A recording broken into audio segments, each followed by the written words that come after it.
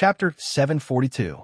Although they said that they wanted to find a quiet place to open the coffin and check it again, it wasn't just because they were angry, because they had messed up their plan.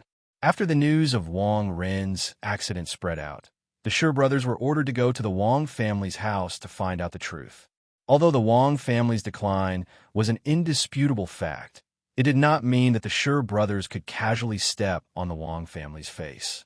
After all, they were just the rising stars of the Shi family, not the leaders of the Shi family, so they had no right to decide the friends and enemies of the Shi family. So this plan was a failure. When they came to the Wang family's house, their original plan was to use their power to pressure Wang Zixing. It would be best if they could force Wang Zixing to obey them. After all, an armed conflict meant that the situation would be expanded infinitely. Once there was blood, no one could predict the development of the situation. This was not child's play. However, due to all kinds of coincidences and strange accidents that happened along the way, the situation came to this point. The two of them fought fiercely with Wang Zixing and stole Wang Ren's coffin. Although it was very exciting and domineering, it also meant that the Shi family and the Wang family were on bad terms with each other. In this case, how could they dare to directly take Wang Ren's coffin back? Could it be that after going back, when he saw his father, he would chuckle and say something like, "Father, we smashed the Wang family's house, stole the coffin, and ran away," so energetically that Wang Zixing, that old bastard, was so angry that he almost vomited blood? Obviously, if they really did that, even though the two brothers were in the limelight and were highly regarded by the Shi family, they would still be whipped and incur the wrath of their father. So at this point, they could only put all their eggs in one basket. They couldn't just take Wang Ren's coffin back like this. They needed to open the coffin first and carefully check the body. They must find some valuable information and then bring these two things back to their father. Yes, not only did they need to bring back Wang Ren's body, but they also needed to bring back the information that their father wanted to know. The latter was the most important thing. Only in this way could they make up for their mistakes. On this point, Shi Wengong and Shi Stallone had reached a consensus. Although there was a lot of hostility between them, at least in this matter, they were tied to the same boat. After cursing at each other for a while, the two of them tacitly changed directions. They couldn't go home directly now. They had to carefully examine the body and the coffin, and then come up with a perfect excuse. The caravan was galloping on the street, and there were 4 horses carrying a coffin. This was a very eye-catching matter. Stallone called a knight and whispered a few words into his ear. The knight understood and accepted the order. He urged the horse's belly and sped up, rushing forward. Not long after, the knight rushed out of the next intersection with a large carriage. Stallone whistled and pulled up the coffin with Shi Wengong, placed it on the carriage, and covered it with straw. The carriage then headed towards the south of Jinling City. After passing through the streets, twisting and turning, they traveled for about 10 miles before stopping in front of a house. Shi Stallone pushed aside the straw and ordered the servants of the house to retreat. He said to Shi Wengong indifferently, "I bought a house here." Shi Wengong nodded noncommittally. As the saying goes, a crafty rabbit has 3 burrows, and he had one too. Shi family's eagle looked around and said, "Guard this place well. Don't ask any intruders, just kill them." The knights around him nodded loudly. The two brothers looked at each other and snorted coldly. They crossed the gate together, passed through the front yard, and came to the main hall. Shi Stallone carefully placed the coffin on the ground. There were only a few servants in the house who were doing the daily cleaning. They had already received the order to stay far away from this place. The knights of Shi family were guarding the place. In the main hall, next to the coffin, there were only 2 of them. Shi Wengong squinted his eyes and looked at Wang Ren's coffin. To be honest, his heart was beating like a drum, because what happened before was indeed difficult to explain with common sense. However, if he used the ghost theory to explain it, it would be very satisfactory. Seeing this, Shi Stallone sneered. "Do you really think that there are ghosts behind this?" Shi Wengong pondered and said, "There are all kinds of strange things in the boundless universe. There are great grandmasters who can move mountains and seas, and there are also mysterious and unpredictable Western continent dissimulated people who are different from martial artists And there are also extraterritorial demons who plague the world and bring chaos to the world. Why are there no ghosts? Stallone said coldly, there are people, extraterritorial demons, and even demons and monsters. That's because many people have really seen them. How many people in this world have seen ghosts and ghosts? Sure Family's Eagle shook his head and said, just because you haven't seen it doesn't mean that there aren't any. No means no. Sure Stallone looked at the coffin in front of him and said disdainfully, if a useless person like Wong Run could turn into a ghost after death, then the world would have been in chaos. He said coldly, let's not talk about other things. That guy from the Roma Mansion was once a hero, and he died so unjustly. That kind of peerless figure died so unjustly. If a person could turn into a malicious spirit after death, then he would definitely become a ghost hero who shook the world. But now, for 2 years, the Empire is peaceful, and the Roma Mansion is declining day by day. If he turned into a ghost, how can he watch his family being bullied? Sherwin Gong's eyes changed. Sure Stallone coldly made a conclusion. In this world, there are no ghosts at all. He put his hand on the edge of the coffin and looked at his brother. His tone was calm and firm. There are only people who pretend to be ghosts. Then he lifted it hard. He lifted it. He lifted it. He lifted it. He lifted it.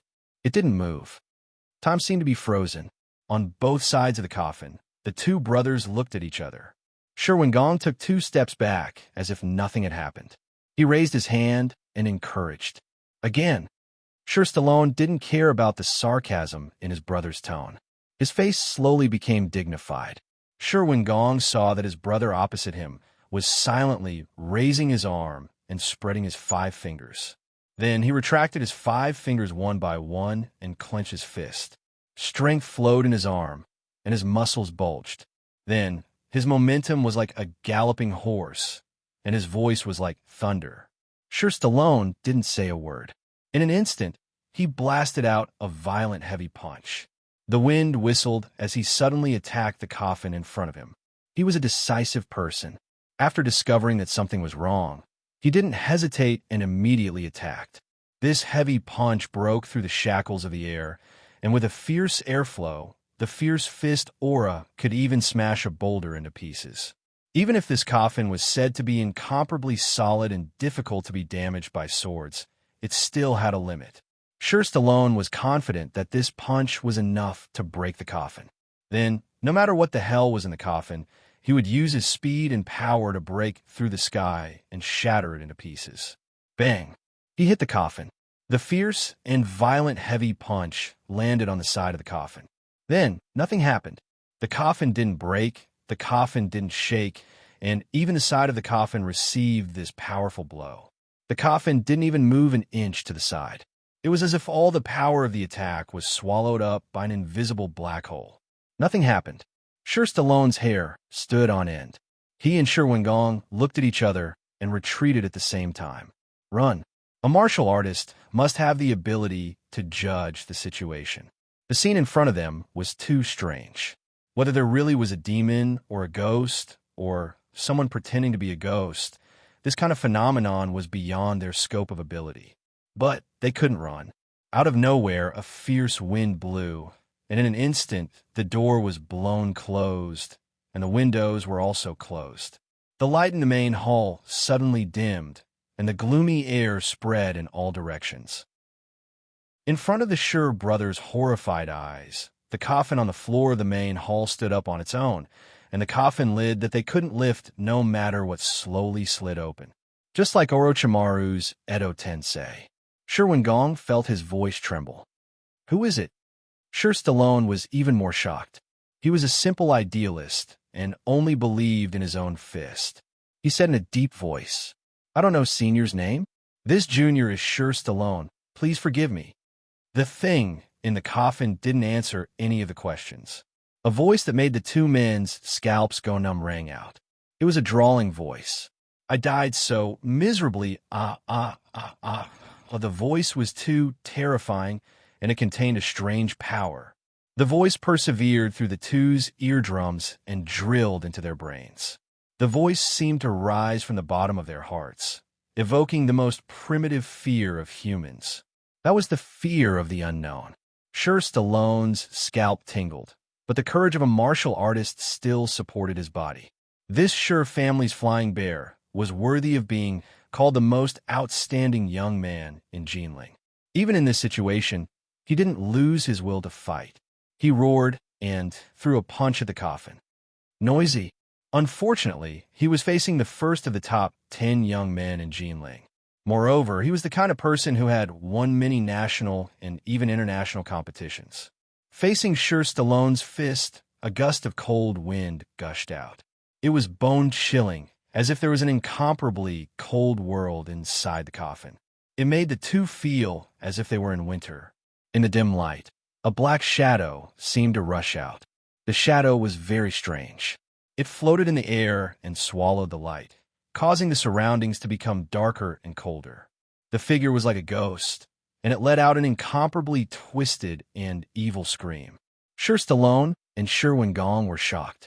They threw punches and kicks at the enemy beside them. But the shadow seemed to be too fast, or it could be said that it didn't have a physical body. It wandered in all directions. The screams were sometimes in their ears, sometimes in front of them. Their punches and kicks all fell into the air. Their powerful internal force also seemed to hit a shadow. There was no feeling of hitting anything, but their hands and feet became cold and numb, and their internal force kept flowing out. An enemy that they couldn't hit, they couldn't even see the appearance of the enemy, and they didn't even know what the enemy was. Even a warrior with a heart as strong as iron would panic when faced with such a situation. Just like in modern society with advanced technology, horror movies with ghost themes were still popular because they evoked the most instinctive fear and helplessness of human beings. Science couldn't explain the principles of ghosts. Modern weapons couldn't kill ghosts, and the power that humans were most proud of lost its use and couldn't protect themselves. That was why they felt fear. The situation that Sure Stallone and the others were facing was the same. They found that the martial arts that they had diligently trained since they were young and relied on to run rampant in the world was useless, because the enemy seemed to be a ghost. Martial arts seemed to be unable to hurt this evil and crazy spirit. Sure Gong already had similar guesses and thoughts in his heart before. Now, this horrible situation tore a big hole in his heart. He roared, "Who are you? What are you?" The voice was sharp and sinister. "Who am I? Who am I? I don't know. Who am I? Answer me. Who am I? Who am I?" The ghost's resentful voice was filled with extreme hatred and murderous intent. This hatred was so real that it seemed to set off a monstrous wave of blood, making sure Gong faced this crazy mental attack head-on. He fell to the ground and took a few steps back, but the cold feeling followed him like a shadow. He became more and more frightened. When he looked up, he was shocked to find that the coffin was empty. Wang Ren's body was still in there. In that instant, he felt the chill in his body increase by a dozen times. Sure family's eagle shouted in shock, "Wang Ren, you are really Wang Ren?" Sure Stallone heard his brother scream and turned his head to look. He also saw the empty coffin, and his heart was in turmoil. Where was Wang Ren's body? Wang Ren, Wang Ren, Wang Ren. The voice was distorted and almost crazy. "Am I called Wang Ren? Is that my name? Then how did I die? How did I die?" His sharp, questioning voice tore at their eardrums, causing them to feel a buzzing pain in their ears. Before Stallone could say anything, he suddenly felt a chilly wind blowing on his body, and a cold, murderous aura hit him in the face. "What?" The flying bear let out a short cry of surprise. Then his huge body fell to the ground. He didn't even have time to react before he was defeated. He had never lost so inexplicably in his life. He didn't see the enemy, didn't touch the enemy, didn't fight with the enemy, and then he lost. He didn't even realize what had happened, and he was lying on the ground. With this defeat, his heart was half cold. As a rising star of the Sure family, as the Sure family's hero who had been looked forward to since he was a child, he was confident and conceited. He believed that with his martial arts, he would be one of the best even among his peers in the empire. Even if he were to face a great grandmaster who had been famous for a long time, he would not be defeated in one move, let alone such an inexplicable defeat. Only a ghost could do this. After experiencing such a defeat, his confidence and paranoia made him dig a dead end. His heart was filled with fear and confusion. What was going on? There really was a ghost? Sherwin Gong was also lying on the ground without any resistance. The two brothers were lying on the ground with their butts facing up, unable to move. For men, this position was very unsettling, because every man knew that they should never show their back to the enemy. Because you never know what would stab you from behind and where it would stab you. Not to mention that there was a very powerful ghost behind them. The two brothers' defenses began to collapse as they lay on the ground, unable to move. Their hearts instinctively began to panic. Even if they were the Sher family's most talented young men, they were still young men. Young men were always young men with poor manners. They didn't know much about postures, and they couldn't talk normally with people they didn't see. The Sher brothers felt a cold wind blowing behind them, and their backs were cold. They felt that there was a terrifying beast pressing them to the ground, and it could bite them at any time. The feeling of their lives being in the hands of others was very bad, and it made them nervous and afraid. They were indeed afraid, because things had reached this point, and they still didn't know what had happened, and who had restrained them. The ghost of Wang Run screamed behind them, "Speak! Who killed me? Who killed me?" Accompanied by his question, a dense chill pierced the skin on the back of their necks like steel needles. Sherwin Gong shivered a few times in succession and shouted, "It was Wang Shifeng! It was Wang Shifeng who killed you!" Hearing this, the ghost screamed, "Wang Shifeng? Who is Wang Shifeng? Where is she?" Sherwin Gong was startled. Could it be that Wang Rin's ghost couldn't remember? Yes, he couldn't even remember his own name. Could it be that after becoming a ghost, one would forget a lot of things? Then he had an idea. He couldn't remember. Did this mean that he could coax and make use of this ghost? Thinking of this, he suddenly felt a splitting headache. A gush of sun-ran cold air rushed into his body, as sharp as a knife, stirring his body and even his soul. "Are you trying to trick me? Are you trying to trick me?" Sherwin Gong screamed in pain. "No, no." "Then why don't you answer me immediately? Answer my question immediately.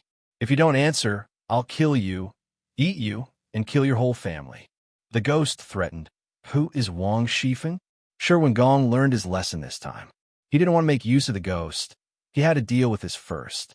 He immediately shouted, "Wang Shifeng is your sister." As soon as he said this, more intense pain and torture came. The ghost roared, "You lied to me.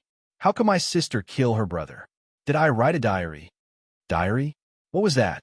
Just as this question arose in Sherwin Gong's mind, his thoughts were interrupted by the pain. He screamed, "I didn't lie to you. It was Wang Shifeng who killed him." Nonsense! Nonsense! The ghost seemed to be unable to accept the truth that he was killed by his sister. He became more and more agitated. "Evidence? Where's the evidence? Did you see it? Who told you that?" Sherwin Gong quickly defended himself. "That's what everyone on the streets and alleys are saying. It's all over Jinling. You can ask anyone on the street, and you'll know. F***CK. Didn't they know the inside story of Wang Renji's death? Was it also just hearsay? No, they weren't the boss of the Sher family. They were just capable fighters of the younger generation." The ghost thought for a moment and roared again, "F***CKU. How can I ask anyone on the street in this state? You're F***king making things difficult for me. That's none of my business. What can I do?" Sherwin Gong's body was in excruciating pain, and he groaned inwardly. His life was now in the hands of the enemy, and this ghost had restrained him and tortured him greatly. This process was constantly destroying his psychological defenses, so he became even more cooperative. "Then what can I do?" The ghost roared, "Show me the evidence, or tell me where Wang Shifeng is." Sherwin Gong had an idea. If I tell him that Wang Shifeng is hiding in the Rongwa mansion, then this extremely powerful ghost will run to the Jia mansion and cause a ruckus. Maybe his murderous nature will be aroused, and the whole mansion will be wiped out.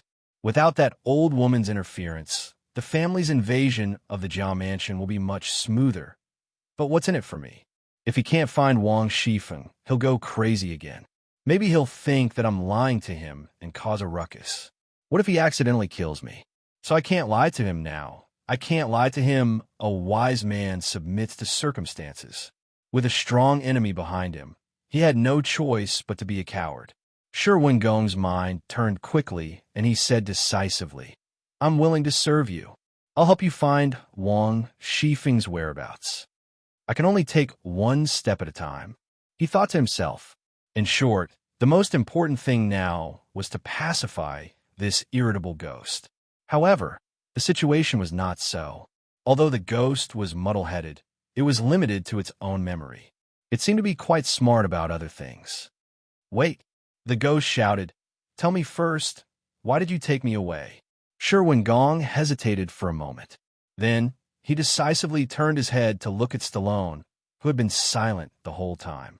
The eagle of the Shi family was also very decisive. He's my brother. He brought me here. Ask him. Stallone's eyes widened, and he was furious. He used his eyes to express his shock and anger. You King betrayed me? Shi Wengong looked back at him without hesitation. Things have come to this point. How can I let you stay out of this alone? Help me take it. Before Stallone could say anything, the sharp coldness of the sunran pressed down on his back. Speak. Fei Xiong's filial piety only lasted for a second. My father asked us to do it. The ghost asked, Why did your father do this? Stallone seemed to be a hoodlum. I really don't know. My father usually means what he says in the family. When he sends us to do things, he doesn't need to tell us the purpose or reason. The ghost understood and said, I know. In other words, the two of you are useless. Shi Wengong was shocked when he heard this. He shouted, He's useless. I'm still useful. I can help you find Wang Shifeng's whereabouts. The ghost did not care. I'll ask your father to do it. It's the same. Shi Wengong glared at his brother.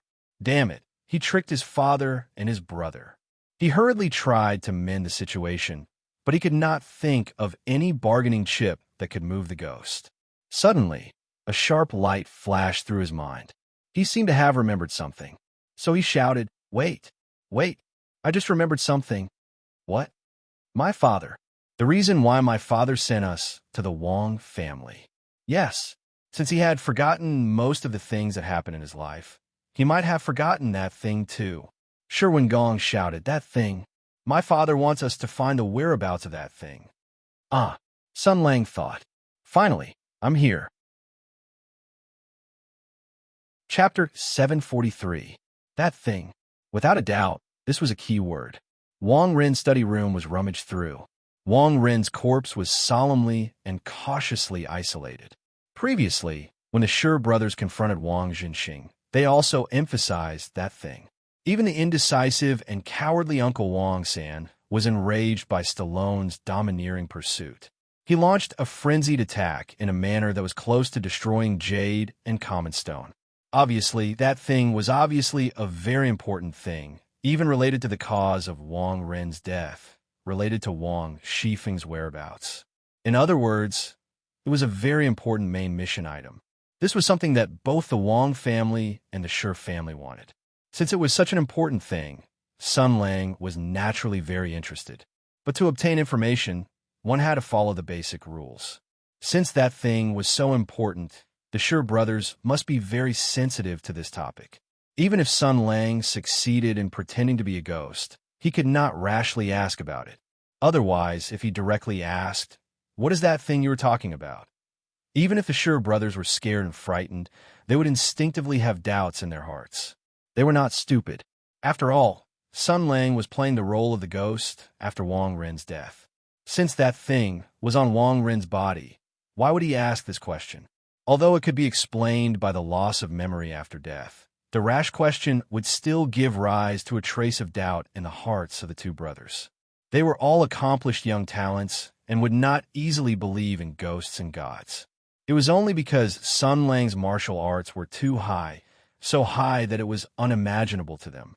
In addition to the previous foreshadowing and hypnosis, it was not surprising that they thought Sun Lang's trick was the work of a malicious ghost. Coupled with a certain someone's self-cultivation and great sense of humor, he was able to fool the two brothers. However, a fake was still fake. Right now, It was Stallone and Sherwin Gong who had dug themselves into a dead end. Once they had doubts, they would slowly piece together the truth. If Sun Lang wanted to continue lying, he could not do too many things that were out of line and strange. That's right, he wanted to continue to deceive them. Sun Lang looked at the Sher brothers who were lying on the ground, and the corners of his mouth rose slightly. In the end, the two brats of a Sher family were still brats. Although killing them was as easy as blowing off dust, there was not much benefit to it. Instead, it would alert the enemy. They weren't the decision-makers of the Sher family, so they didn't know much. Instead of killing them with one punch, it was better to develop them into a traitor and make good use of them. Since ancient times, there were only 3 ways to develop a traitor. The first was to threaten, the second was to entice, and the third was to use the One Ring. In the current situation, threatening was the best way. Therefore, he had to continue the act and play the role of the ghost well. He had to try his best not to let the Sher brothers find out that the extremely powerful and cruel ghost was actually an extraordinary martial arts master. Because no matter how strong a martial arts master was, he was still a human, but a ghost could evoke the most primitive fear in his heart. As long as they were afraid, everything would be easy. With that thought in mind, Sun Lang started to act like a ghost again. He stood behind the two of them and started his performance in the blind spot of his Sher brothers. He started to scream, "That thing! What is that thing? Why can't I remember? What is that thing?" Hearing this, Sherwin Gong's heart suddenly jumped. He really couldn't remember. Thinking of this, the eagle of the Sher family had another idea. If he couldn't remember, did it mean that he could use him to, as soon as this idea came to his mind, he felt a sharp pain in his back, as if a fierce tiger was tearing his back with its sharp claws and teeth. The cold pain penetrated his skin and flesh and seeped into his body. The ghost voice exploded in his ears. "Don't lie to me. Don't lie to me. Tell me the truth now." This guy's intuition is very good. Sherwin Gong only felt a sharp pain in his back, but he was powerless to struggle. This feeling of helplessness when one's life was in the hands of others would gradually erode one's courage and backbone. He didn't dare to play any tricks and immediately said, "I'm not sure. It's true. Father only told me that it should be a book, an account book, but I don't know what it is. It's in your hands." Sun Lang was adding scenes for himself. He stepped on the Big Dipper and held the sun and moon in his hands. His expression was vivid, his body language was rich, and his lines were full of emotions. He was just like Night God Moon who accidentally lost the Death Note. "In my hands? No. That thing, where is it? Who took my thing? Who?" This chaotic tone contained a great amount of madness, like a string that was getting tighter and tighter, and no one knew when it would break. Although the Sher brothers were lying on the ground and couldn't turn their heads, they could imagine a hateful ghost baring its fangs and brandishing its claws behind them.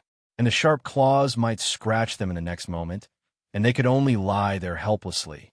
There was nothing more terrible than this. In the face of danger, Sherwin Gong decided to be a hoodlum to the end. He shouted at the top of his voice, "We didn't find it, and you don't know either." Then, either the Wong family took it away, or Wong Shifeng took it away. There's no third possibility. The Wong family. Wong Shifeng. The ghost howled madly. "They're digging their own graves. I want them to drown in their own blood." Why did the ghost's words suddenly change?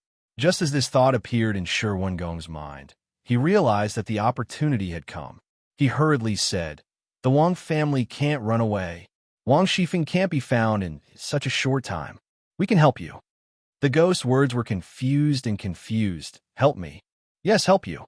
We have more people. We can help you find Wong Shifeng, avenge you, and get the thing back." Sherwin Gong shouted, "You are very powerful, but after all, you are only one person. We have more people. We can work together to help you. You have the ability, we have the means. Let's do it together." "Yes, that's it." This ghost looked confused. Although it was fierce, it didn't have much of a brain. We can pretend to cooperate with it, and then lure and use it to become the Sher families. No, to become my fighter and helper, to help me get rid of all the enemies and obstacles, just as he expected. The ghost thought for a while and then agreed. Work together. Work together. Let's do it together. I have the ability. You have the means. We can work together. You can help me. My plan worked. Sherwin Gong was overjoyed. With the help of this stupid ghost, I can succeed. Unexpectedly, the next moment, the ghost continued to shout, Wait. There is no written agreement. You said you would help me, but then you turn around and deny it. What should I do? Damn it. Why is this ghost so cunning? Without thinking, Sherwin Gong flattered it.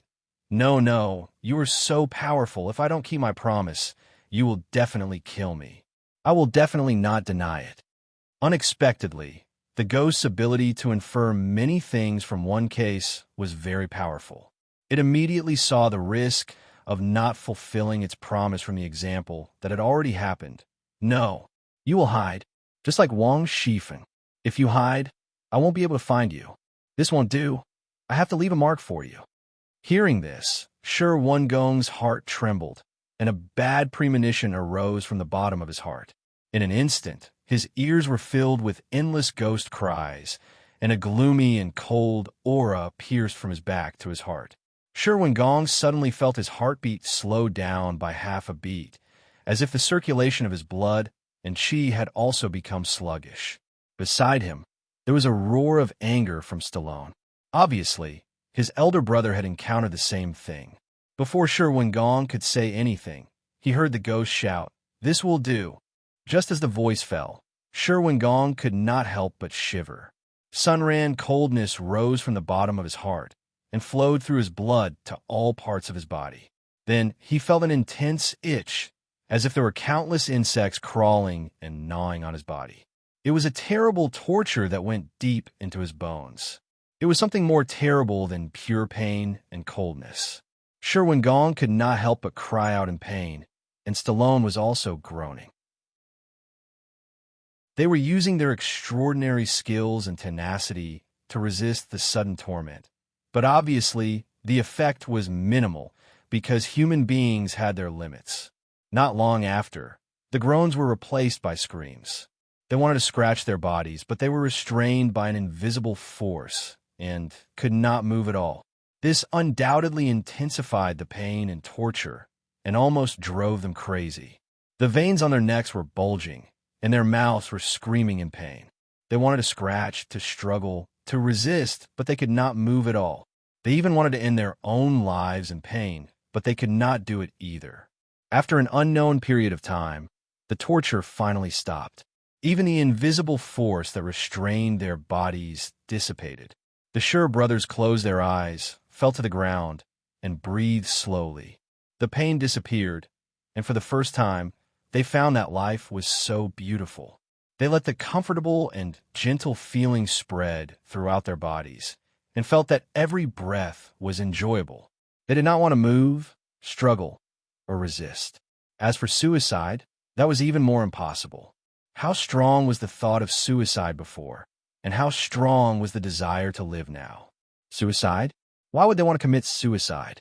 Why would they want to end their own lives? Young and promising, glory, splendor, wealth, power, and all the flavors of life were all waiting for him to taste them one by one. How could he give up his life? Absolutely not. They had to live. The voice of the ghost seemed to come from the horizon. This way, I am not afraid of you being lazy. I can easily find you. So, remember what you said and work for me. Help me find Wang Shifeng. Help me find that thing. Otherwise, the pain just now will be an example, and you will be in pain forever. I will come to you soon. Remember what you have to do. These words were imprinted in the minds of the two men who could not move. Along with the unbearable pain just now, the Sher brothers remembered it deeply. Then a cold wind surged, and the gloomy energy turned into a fierce wind, blew open the window, and went away.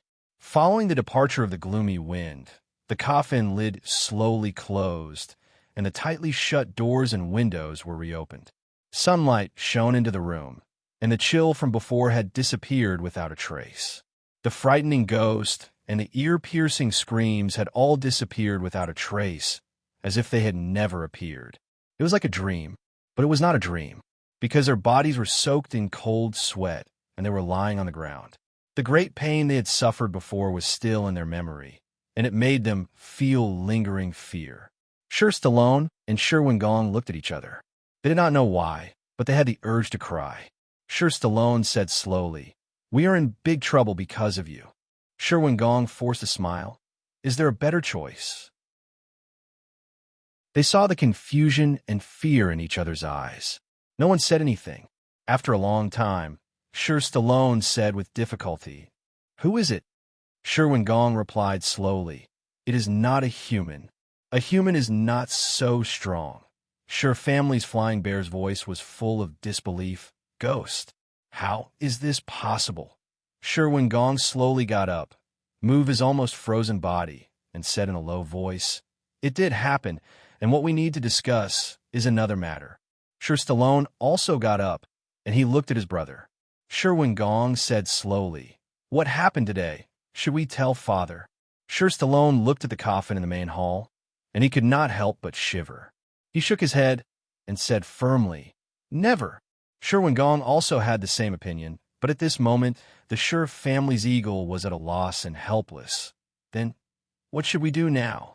They broke into the Wong family's house and stole Wong Ren's coffin. They wanted to bring it back to their father, but halfway through, they opened the coffin privately, wanting to find some useful clues to make up for their mistakes in the Wong family. But they encountered an unbelievable and terrifying thing. Wong Ren's ghost had turned into a ghost. But who would believe him if he said it out loud? They had offended the Wong family, angered their father, and Wong Ren's body was missing. What should they do? Sure Stallone stood in silence. After a while, he walked to the closed coffin and pressed his hand on the coffin lid. He exerted a little force, but it still did not move. He turned to look at his brother and said in a low voice, "Wong Ren's ghost has already told us what to do. At this point, we can only continue to lie." At the same time, Jia Sherdao followed the marks left by Sun Lang all the way here. He was peeping at a street corner and suddenly felt a pain in the back of his head. A strong force rushed from the back of his head, and he almost fell, but the familiar feeling made Jia Sherdao smile. He turned around and smiled. "Brother, you're here." He did not ask anything like, "Brother, are you okay? Or is everything going well?" There was no need for such a greeting. He trusted his elder brother from the very beginning. Sun Lang just nodded calmly and asked, "Did you see anyone suspicious before?" Jia Sherdao shook his head. "Other than the Sure brothers, I didn't see anyone suspicious," but he relayed the contents of the conversation between the two old men to Sun Lang. "Elder brother, this is very strange. The Wong family should have kept a tight lid on the news, but not long after Wong Ren died, the news of Sister Feng killing elder brother spread all over the city.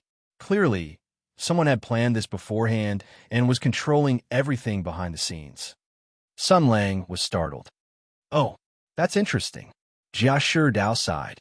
"Yes." He then asked, "Brother, did you find anything?"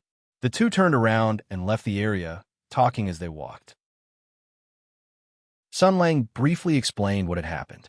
Hearing about his brother's great achievements, Jia Sherdao did not know whether to laugh or cry. "Brother, you're still so playful." "Poor Sure brothers." Sun Lang said lightly, "Not at all. They were disrespectful to the old lady and shamelessly said that they wanted to take over Rongwa Mansion. Once this is over, I'll kill their whole family. Now, I'll collect some interest." Jia Sherdao hesitated and said softly, "That's the old lady's family after all." F***CK Sun Lang curled his lips. "Let's not talk about this for now. I'm interested in the Wong family. Wong Ren's that thing is very interesting. It seems to be an extremely important thing. Why would it be in the hands of the prodigal Wong Run? And Wong Run is not as useless as the rumors say. He's very good at martial arts." Jia Sherdao scratched his head. "I'm afraid only Uncle Wong San can answer this question." "You're right," said Sun Lang. "Let's go back and find him now." Chapter 744. Last night, Sun Lang and Jia Sherdao rushed from Qinzhou to Summer State and arrived at Jinling City in the morning. They first went to the Ningguo Mansion to find Jia Su, then went to the Wang family to do the autopsy, and then they bumped into the Shi brothers. After a series of chaos and accidents, it was already afternoon. Under the scorching sun, they turned back to the Wang family because they got some useful clues and information from the Shi brothers. This information needed to be verified. Jia Shidao calculated the harvest of this trip and looked at the sky. "Brother, are we going back today?" Sun Lang nodded and said, "Yes, this is what Wang Wuan and I agreed on. The Qingzhou thing is not settled yet. Now we're going to fight on two fronts, and we have to deal with the counterattack from the Emperor." Jia Shidao was a bit uneasy when he heard this. He said softly, "Thank you, brother." Originally, Sun Lang had won a great victory in the Bai clan fort. Not only had he obtained the golden luminous sacred sword, he had also taken the initiative. He could have used Bai Yue's death to stir up a storm in the imperial court and shake the hearts of the people. He could have sat calmly on the fishing platform and played chess with the emperor leisurely. But now, he was in the summer province, running around for the Rongwa mansion. He didn't need to do this, because he actually had nothing to do with the Rongwa mansion. He said that the emperor would not wait for death and would definitely use the Rongwa mansion as a breakthrough point. But the reason why the Rongwa mansion became a breakthrough point was because he cared. It was the Rongwa mansion that dragged his brother's revenge. Sun Lang said, "If I don't want to do it, no one can force me to do anything." Jia Shidao sighed softly. Sun Lang said indifferently, "Don't think of me as some benevolent, friendly, and selfless warrior. I acted to save the Jia family because I had some considerations and not because of righteous indignation. Just as your father said, the aristocratic families of Jiangnan are a power that cannot be underestimated. They thirst for a powerful leader. It just so happens that I also need help. Controlling Jinling is only the first step. I have to first kick away the unstable elements entrenched here." Jia Shidao nodded. Sun Lang pondered for a moment. "There's still some time. After visiting the Wang family, we still have to meet your father. Wang Ren's situation is very interesting.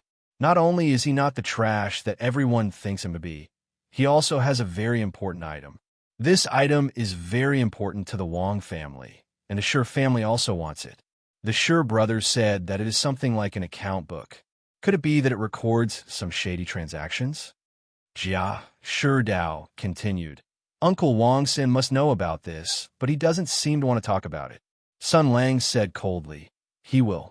Jia Shidao was confused. "Brother, are you going to show up and meet him? What if the news gets out? Meet him directly?" Sun Lang sneered. "There's no need to meet him. If he doesn't want to talk, we could just torture him and kill him. I just figured out the methods of the Shi family's martial arts. We can use the Shi family's methods to kill him and blame his death on the Shi family. Anyway, the Shi brothers were here today, and we can use this to pressure those two idiots. They will be more obedient in the future." Jia Shidao was shocked. He stopped walking. "Brother," Sun Lang said, "what's wrong?"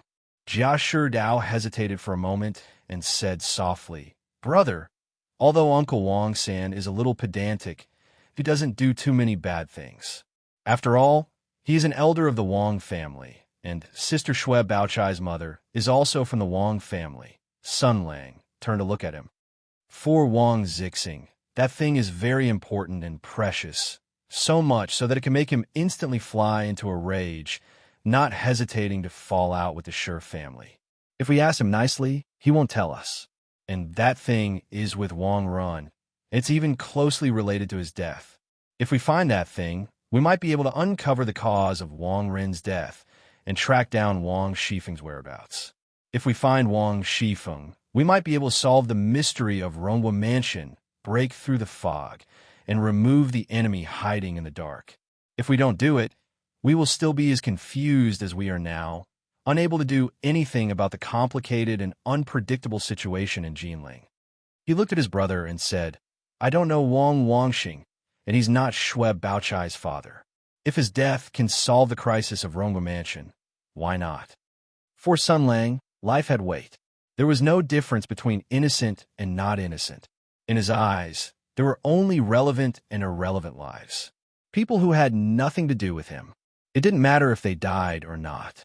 Jia Sherdao swallowed involuntarily. Being stared at by his brother, he felt as if there was a mountain pressing down on his heart. He knew that his brother was no longer the brother he used to be. His martial arts and intelligence were better than before, and he had abandoned compassion and kindness, which made him more terrifying and cruel. More importantly, there was only hatred in his brother's heart now. In this case, it was already the limit for him to maintain the kindness and ties to Rongwa Mansion. Why would he care about the life of Uncle Wong, who had nothing to do with him? This was normal. It was something his brother would do. It was reasonable. Since his brother had already made the decision, it was impossible to persuade him, and it seemed that there was no need to persuade him. Jia Sherdao looked at his brother's emotionless eyes, and his heart beat faster. People's kindness and morality often succumbed to reality and all kinds of concerns. For example, everyone knew that they should help those in need, but after seeing an old man who had fallen on the ground, they worried that the old man would blackmail them.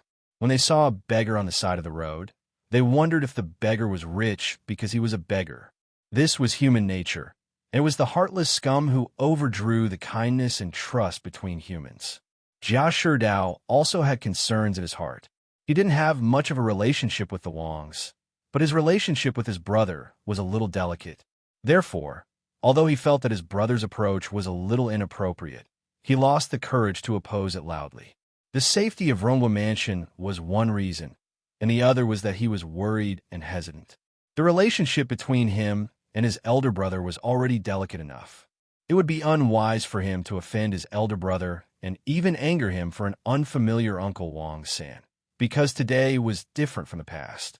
In the past, in his eyes, his brother was a blood relative, a cousin, an elder brother who had the same surname as him. Therefore, he could ask and argue when he encountered problems. His brother might laugh at him, beat him, or scold him, but he wouldn't really be angry because he was his brother's younger brother, and they were brothers. But now, things were very different. Although he still called him brother, and he still regarded him as his brother in his heart, he didn't know what his brother was thinking, and he didn't know how much he still cared about the Jia family. In this delicate situation, he couldn't be as unscrupulous as before. So let it be. Giving up and being decisive, cold, and ruthless, his brother's approach was the best way to solve the problem. If it was his father, he would definitely agree with his brother's approach. I'm still too naive. Thinking of this, Jia Sherdao said softly, "Yes, brother, you're right. I was wrong." Sun Lang looked at him expressionlessly. After a while, he turned back and said lightly, "Then let's go." Jia Sherdao responded, and then followed silently. The two quickened their pace. Neither of them spoke. Jia Sherdao had been confused since the beginning. After he gave in to his brother, he felt that something was wrong and strange. He walked forward in silence, sometimes looking at his toes, sometimes looking at his brother's back, and sometimes looking at his brother's back. He was in a daze. He didn't agree with his brother's behavior, because in the past, his brother wouldn't have done this either. Yes, in terms of efficiency and results, this was the best solution to kill two birds with one stone. But because it was so efficient, only cold efficiency was left. There was no pity, no kindness. In the current situation, this was the most efficient and time-saving way. It was also the decision made by his colder and more dictatorial brother. But, even so, I don't agree. I can't agree with it. As if there was some force driving him, Jia Sherdao said unexpectedly, "Wait a minute." Sun Lang stopped and turned to look at him. "What now?" Jia Sherdao looked at his brother and took a deep breath. "I don't agree with what you're doing." Sun Lang said lightly, "What's the reason?" Many reasons came to his mind. Jia Sherdao was also a person who could speak well. Justice, kindness, righteousness, compassion, interests. There were many reasons not to kill Uncle Wong. But these weren't things that could persuade his brother. But these weren't things he was determined to do either. He looked at his elder brother and said softly, "Before this, you told me about old Bai and his son. You told me about Bai Junming's regret before his death. He regretted that his father didn't raise him to be a hero." Sun Lang didn't comment. "You said that I'm different from Bai Junming because my father has been teaching me to be a hero, so I won't have any regrets. But you're only half right. Looking into his brother's eyes, Jia Sherdao stood straight and said firmly, "It wasn't just my father who taught me to be a hero. It was you, the past you. Those few years of learning from my elder brother are important memories that I will never forget for the rest of my life. You set an example and guided me to become a hero, to become an indomitable person. It was you who taught me to be like this. So, I don't agree with what you're doing. It's not just my own opinion, but also the teachings of my brother. No matter what you think of your past self, to me, the former general is the greatest hero in the world, and that will never change. If I back down today, it will be a betrayal of that memory and the teachings of the past." His heart was pounding, his ears were buzzing, and his brain was jumping. He didn't know if he was excited or scared, but an inexplicable force supported him and let him finish the last word. "You taught me to be like this. So, I don't agree with what you're doing now. At least, you can't kill innocent people." Bravely looking into his brother's eyes, Jia Sherdao gritted his teeth. Sun Lang looked at him and said coldly, "You're better at talking than singing. What can you do with just your heart? Can you solve the current predicament and the crisis of Rongwa Mansion by shouting a few righteous slogans?" "Of course not." Jia Sherdao hurriedly said, "We don't need to kill Uncle Wang-san. We can find a place like asking my father to imprison him and let him out when the matter is over. The effect of imprisoning Uncle Wang-san and killing him are similar. Sometimes the former is better because they don't know if Uncle Wang-san is dead or missing, and we can set up a maze." Sun Lang stared at him without saying a word. Jia Sherdao trembled under this gaze. He clenched his fists and forced himself not to look away. Since he had already done it, he couldn't back down. This plan is a bit far-fetched. There are some hidden risks and assumptions. "It's quite rough," Sun Lang said. But he turned around and continued to walk, leaving his sentence, "Since you're brave enough to stick to your own views and fight to the end, let's do it." Jia Sherdao froze in place, but soon a touched and surprised smile appeared on his face. He eagerly followed after him. "Big brother, back off, stay away from me." His brother's smile was as bright as a pug's, because he was really happy. His brother's words and actions just now made him see the shadow of the past. He firmly believed that the hero back then wasn't an illusion, but a real existence. No matter what happened, a hero would always be a hero. He said softly, "Actually, brother, there's another reason. You wouldn't have done this in the past, and I hope that the current brother will," Sun Lang said coldly. "Didn't I teach you not to meddle in other people's business?" Jia Sherdao looked regretful. "Oh." After the two of them walked for a while, Sun Lang suddenly said, "Since we're not going to kill Wang Zixing, we can't torture him too hard, in case he resents me and I have to kill him to get rid of him. Then it's decided happily. We'll change to a gentler way of torture. Don't you want kindness and compassion? Then you'll be the one to carry out the torture." Jia Sherdao was stunned and said awkwardly, "But I'm not very good at torture." "It's okay. It's a simple humanitarian torture that's easy to understand." Sun Lang pinched the pocket of his windbreaker as if nothing had happened. The can of herring wasn't used in the Bai family fort, but he still picked it up later. "I'll teach you. You're so smart, you'll definitely be able to learn quickly." Jia Sherdao heard Sun Lang's words and didn't have any objections. Besides, his brother wouldn't hurt him. At most, he would be teased. So be it. The young and innocent Jia Sherdao thought so. There was a price to pay for being a partner of justice. The two of them hurried to the Wang family's house and looked in the direction of the main gate. Sun Lang said, "Let's climb over the wall. We don't have time to talk to him. Let's find an opportunity to kidnap that guy." Jia Sherdao naturally had no objections. Just as they were about to move, Sun Lang's expression suddenly changed. "Huh, isn't that your father?" Hearing that, Jia Sherdao looked up and saw his father hurrying out of the Wang family's house with a few people with gloomy faces, cursing. For a shrewd father like him, cursing in front of others was simply unimaginable. No one knew his father better than his son. He was startled. "What happened?" Sun Lang said, "Just ask." He stared at Jia Su in the distance and condensed his chi into a thread. The sound waves were controlled into a beam of sound by his powerful inner strength and subtle techniques, crossing hundreds of meters and directly entering Jiasu's ears. Uncle, go east. We'll meet at the second intersection. Jiasun was a shrewd person. Hearing this, he did not bat an eyelid. He kicked away the servant of the Wang family who had brought him a horse. With a gloomy expression, he mounted the horse and left. He seemed to be really angry. Sun Lang said to Jia Sherdao, "Let's go and meet your father." Although riding a horse was fast, it was not fast enough for a peerless warrior who had reached the top of the planet. Jiasu rode to the second intersection in the east. Sun Lang and Jia Sherdao were already waiting there. Jiasu got off the horse with a gloomy face and looked at Sun Lang. "You came at the right time. What did you find?" "It's a long story," Sun Lang replied.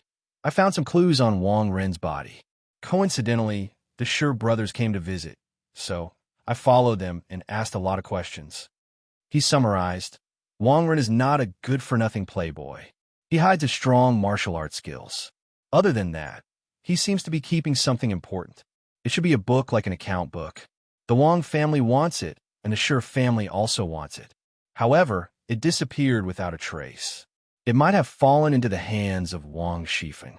Other than that, the Shi family is a little interesting."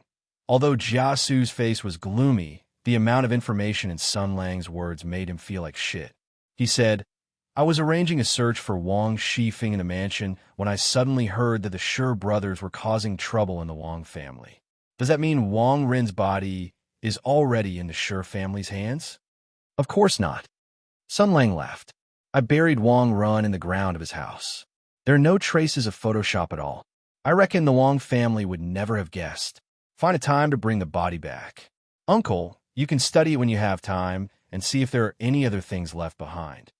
Speaking up to this point, he glanced at Jiasu and said, "After Big Uncle left the Wang clan, he has been carrying killing intent on his face." "Why? Did something happen to him?" When Jiasu heard that, he recalled what had just happened. Anger and a little panic surfaced on his face. Taking a deep breath, he continued, "Don't be angry. Listen to me first. The Wang clan was humiliated by the Shi brothers, and I heard that they snatched Wang Ren's coffin right in front of Wang Zixing. When I heard the news, I immediately rushed over to the Wang clan to check on the situation. After all, you were also inside, but I couldn't find you or Wang Zixing. After I interrogated them, they finally told me the truth." Sun Lang's face turned cold. "It's just like what you think." Jiasu's voice was filled with anger. Wang Zixing was humiliated by the Shi family, but he couldn't do anything about it. After all, the Wang family was in decline and couldn't fight against the Shi family, so he went to the Rongwa mansion. Madame Dowager is from the Shi family, and the Rongwa mansion is also coveted by the Shi family. He must have wanted to drag Madame Dowager onto the war chariot against the Shi family. Sun Lang said slowly, "How dare he?" Jia Sherdao was furious. He finally understood why his father was so angry. How could Wang Zixing do that? Madame Dowager is still sick. Jiasu gritted his teeth. He's desperate. He doesn't care. Sun Lang went silent for a while and said, "Let's go to the Rongwa mansion." Jiasu sighed. "I've calculated the time. I'm afraid Wang Zixing has already arrived. He won't be able to make it in time. So, let's think about how to deal with him." "Deal with him?" Sun Lang looked at Jia Sherdao. "Forget what I said. I'm going to tear him apart piece by piece." Jia Sherdao was also very angry. Madame Shi was the common elder of the Rong mansion and the Ning mansion, and filial piety was the most important thing in aristocratic families. How dare Wang Zixing use this to disturb the sick Madame Shi? It was very likely that the rumor of Wang Shifeng killing her brother would spread. He said, "I won't let him go even if my brother doesn't say anything." Sun Lang nodded slightly and looked at Jiasu. "Uncle, many people in Jinling City know you. We'll be too conspicuous if we go with you. Let's split up and go to the Rongwa mansion quickly. Sherdao and I will take a shortcut." Jiasu nodded. "Let's do that. You and Sherdao don't wait for me when you arrive. Just go straight to Wang Zixing. If Wang Zixing hasn't met Madame Dowager yet, we'll find a way to mess things up." That's your house, and you're more familiar with it than I am. It'll be easier for you to find him." Hearing this, Joshua Dao smiled bitterly in his heart. His own house. His brother didn't know the way. Sun Lang's expression didn't change. He nodded and said, "That's right. We'll go first." Jia Sherdao said goodbye to his father. Jiasu looked at his son on the horse and said lightly, "Be careful. Don't cause trouble for your brother." Jia Sherdao nodded and left with Sun Lang. Sun Lang was in the front, and Jia Sherdao was in the back. Neither of them spoke. Jia Sherdao was worried. With Sun Lang's complicated feelings about the Jia Mansion, he was still hesitating whether to go to Rongwa Mansion. But now, Wang Zixing had taken matters into his own hands and forced his brother to go. He wondered what his brother was thinking about now. This was not his home, and it had a special meaning for him. His brother was finally going to the Rongwa Mansion to meet those strange yet familiar people. Sun Lang suddenly said, "You're familiar with the Rongwa Mansion, aren't you?" Startled, Jia Sherdao answered in a low voice, "Kind of. I didn't visit them much when I was young, but I got closer after that. During the war, I went home to visit my parents. I sent a few letters home for my brother and talked to them a few times. In the past 2 years, I've been visiting them more often. I often come to the Rongwa Mansion to accompany Madame Dowager." Sun Lang said lightly, "That's good. At least you know the way." Jia Sherdao's heart ached. He said softly, "I'll show you the way. It's easy to remember." "Okay." Chapter 745. Compared to Sun Lang's previous life, the mansions of the wealthy families in the empire were much larger. It had nothing to do with productivity, but was entirely due to cultural differences and social awareness. Because of the prevailing martial spirit of the empire, even the commoner families with a small amount of savings had to reserve a room in their home as a martial arts hall, not to mention the class with vested interests in this country. The old master needed a martial arts hall, the young master needed an internal martial arts hall, and the family needed a big martial arts hall to train the servants. Some even had a horse racing field. After all, martial arts was different from literature. You needed a big enough field to show your skills. The saying that the poor studied and the rich practiced martial arts was not empty words. This country was full of martial arts, and the people had become strong because of the long war and the guidance of the country. Practicing martial arts could strengthen the body and win fame. If you could pass the military examination and win the flag in the palace examination, you would be appointed to the imperial army and become the emperor's disciple. From then on, you would surpass the mortal world and rise to the top, bringing honor to your family. All the classes in the empire, no matter how rich or poor, were scrambling for this road to the top. It was precisely because of this reason, and precisely because of this need, that the rich and powerful families encircled their homesteads very large. Coupled with the spiritual needs of gardens, ponds, artificial mountains, halls, and so on, it was not surprising that their homesteads were a little bigger. The Ningwa Mansion was big, and so was the Rongwa Mansion. Sun Lang gazed into the distance at a stretch of verdant mansions and said indifferently, "It's so close." Jia Sherdao replied beside him, "Yes. It wasn't very close before, but after years of expansion, it slowly merged together. There's a private alley between the two mansions." Sun Lang nodded slowly. "Got it. Let's go." That was the Rongwa Mansion, where those people lived, where the people in the letter lived. When he was in the army, he received many letters from his family. Old Madam Shi, Wang Shifeng, Jia Tanchun. These people he didn't know, these people who treated him as someone else. The old lady spoiled her grandson to the core. After not hearing anything for 3 years, she was surprised to learn that her grandson had appeared on the battlefield in the north, made a lot of contributions, and become a shining general on the Heaven's Origin battlefield. The first thing that came to her mind was not joy but relief.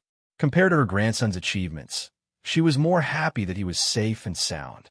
Therefore, the letter was filled with exhortations and worries. She told her grandson to be careful in everything and not to push himself too hard. No matter how great the meritorious service was, it couldn't compare to his safe and sound return. But in the end, she couldn't wait that long. Wang Shifeng was his sister-in-law, as well as his cousin. Adding two relatives on top of one, they were very close. Usually, she considered herself as his elder sister. In the letter, other than exhorting him to be careful, she also praised him for being young and promising. She also advised him to make meritorious achievements and come back to bring honor to the Jia family, so that everyone in the Jia family could hold their heads up high. Jia Tanshan was his younger sister. Although she pretended to be mature in her words, she often acted like a spoiled child. What martial arts did she practice today? What moves did she teach yesterday? And at the end of the letter, she always hoped that her brother would come back soon. Those letters that were brimming with passion, longing, kinship, and warmth could still clearly surface in his mind when he thought about them. He had once rebuilt these letters and emotions into a new spiritual pillar, but in the end, he discovered that everything was actually a castle in the air. What was fake was still fake. After all, the surname Jia was fake. Coupled with that name, it was even more ironic. Jia Sherdao looked at Sun Lang's silent back and felt uneasy. He called out tentatively, "Brother?" Sun Lang came back to his senses from his reminiscence. Really, what am I backing down for? What am I being weak for? I've already experienced the worst situation. What's there to be afraid of? No matter what happens. At this point, no one can defeat me. No one can stop me. He said slowly, "A few years ago, I thought about it many, many times. I thought that after the war and after I was promoted, I would eventually come here. I would come to Xiazhou, to Jinling, to continue playing the role of that person, continuing his life and fate. I thought about what kind of scene it would be like then." He had good eyesight and could see the door of Rongba Mansion from afar. Unlike Ningbo Mansion and the Wang family who would still pretend to be there, Rongba Mansion's door was deserted. At that time, I thought that after the war, I would at least be appointed as the Prime Minister's assistant, right? The Grand Marshal returning home in glory. I'm afraid it would be very grand. The whole mansion was decorated with lanterns and streamers, gold and silver shining, the cauldron burning with martial incense, the vase with sword stamens, the smoke lingering, the shadows of flowers in full bloom, and the sound of music everywhere. Endless prosperity and wealth, and I rode a horse, surrounded by bodyguards, and walked through the street here. There were people watching on both sides of the street, and the ground was covered with flowers. The old lady brought them and waited over there. They must have waited for a long time to see me again, and it was the first time I saw them. I thought that they would cry. I thought that things would be very troublesome. I didn't know them, and I wasn't born here. I wasn't familiar with everything in Rongba Mansion. I had to play another person. They would definitely hug me and cry. After crying enough, they would lead me in.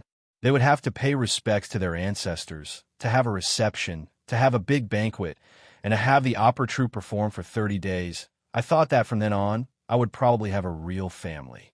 I would officially become a member of the Jia family and even the head of the family. From then on, I would shoulder the future and rise and fall the entire family, and tie myself to Rongba Mansion. I would meet all the noble families in Xiazhou here and build a good relationship with them. I would marry a wife under the old lady's nagging, but it would still take a lot of thought to decide who to marry. I thought that after the war, it would be time for me to start a new life. It might be very boring, very strange, and very boring, but I'm looking forward to it. Because finally I would have a family, right? Sun Lang looked over at Rongba Mansion and said softly, "Unfortunately, I was 2 years late, and I didn't come back in glory. Even when I came back this time, my mood was completely different from what I expected." Jia Sherdao didn't know what to say. However, Sun Lang didn't expect him to say anything. Sun Lang was just saying it for himself. Just like now, after he confided in his heart, he looked relieved. The former master Bao said softly, "At least, I'm here. I'm standing here. Rongwa Mansion is my second obsession after Bai Yue, so I'm here."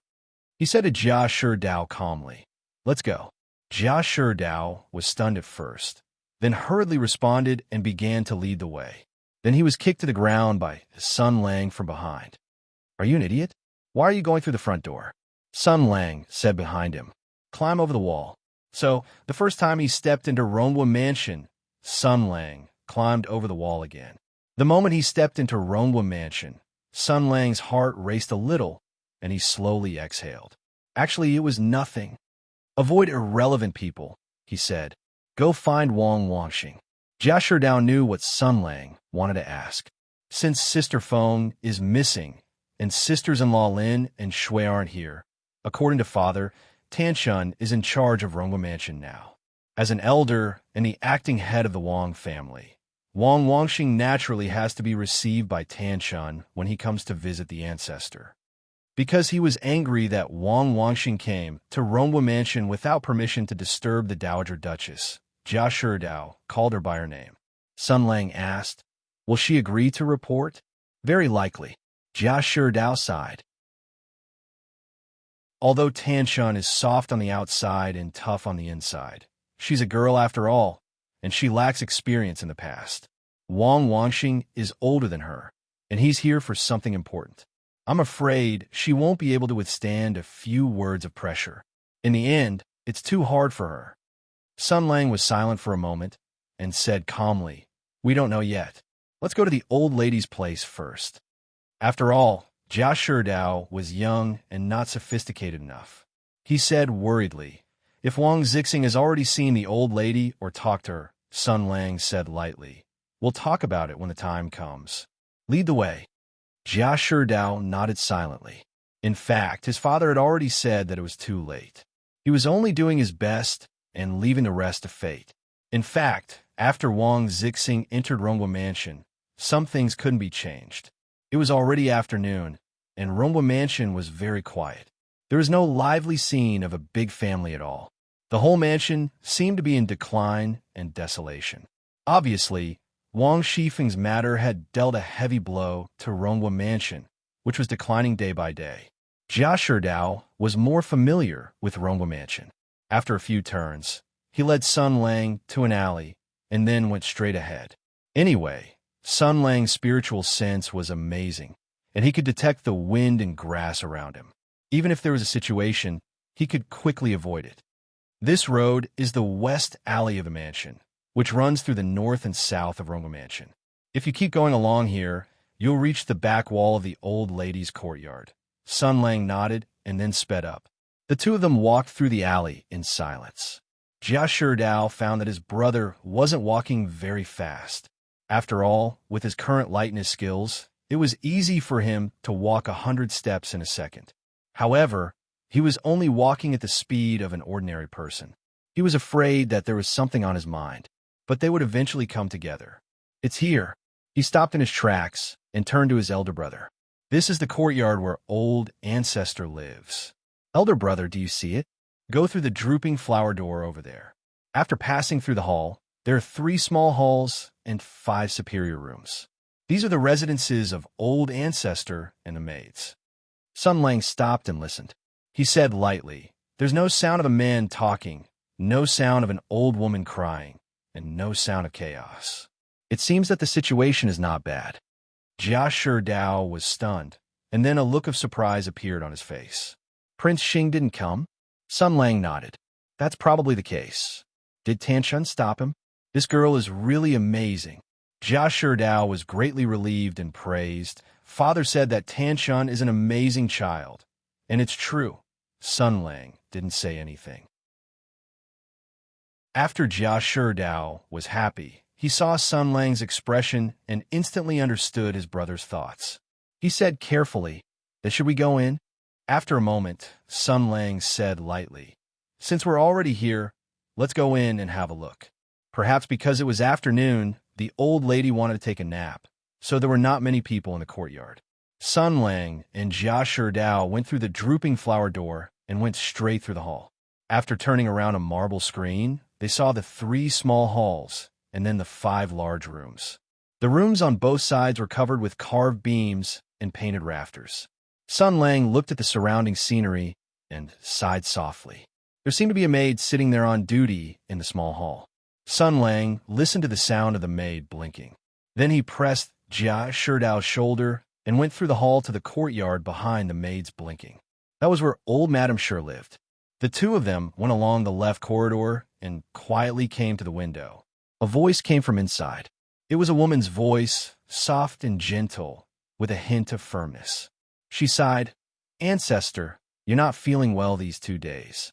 Don't look at those tearful things." Jia Sherdao Mao, this is the old lady's personal maid, Jin Yuanyang. Sun Lang nodded silently. Then he heard another voice.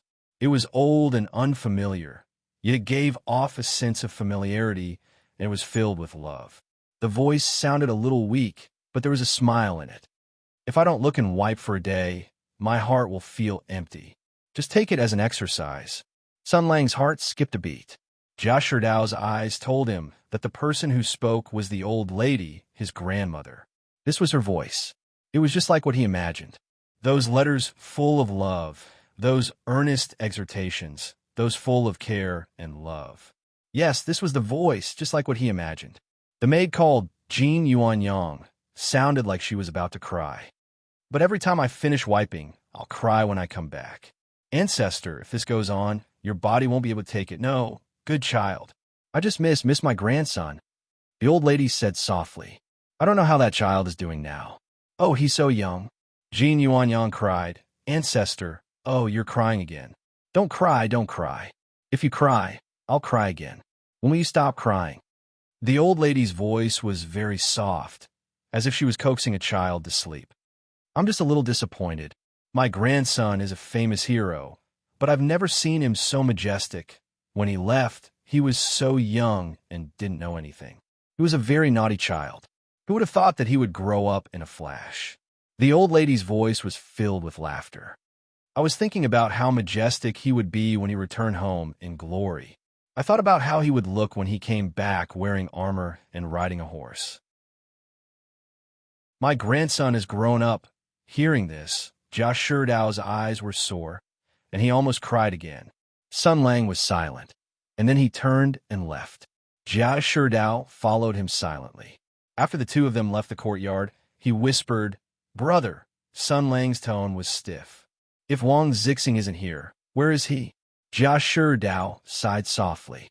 He must have been stopped by Tanshan. Either he was asked to leave the Ronghua mansion, or he was delayed in the main hall. Other than that, as soon as he finished speaking, their expressions changed, because there was a scream of endless horror in the distance. "Oh no," Sun Lang said. His body flashed, and he shot in the direction of the scream. Chapter 746. Wang Zixing was dead. It was Uncle Wang San. He was the acting head of the Wang family, the middle-aged man who was humiliated by the Shi brothers today. He was humiliated by the Shi family and felt that the Shi family was powerful while the Wang family was weak. So he went to the Ronghua mansion to ask for help. He wanted to use the power of the Shi family to counter the Shi family, because the identity of the Shi family was very important. She was the ancestor of the Ronghua mansion and the only remaining elder of the Rong and Ning families. Not only that, she was also born in the Shi family. The most promising daughter of the Shui family, Shui Baochai, was her granddaughter-in-law. Such an old and virtuous woman, her identity and position could affect a lot of things. This was the reason why Wang Zixing went to the old lady for help. But he died. He died in the Ronghua mansion. When Sun Lang heard the scream of horror, he rushed to the scene as fast as he could. He saw Wang Zixing's body from afar and a servant girl sitting on the ground.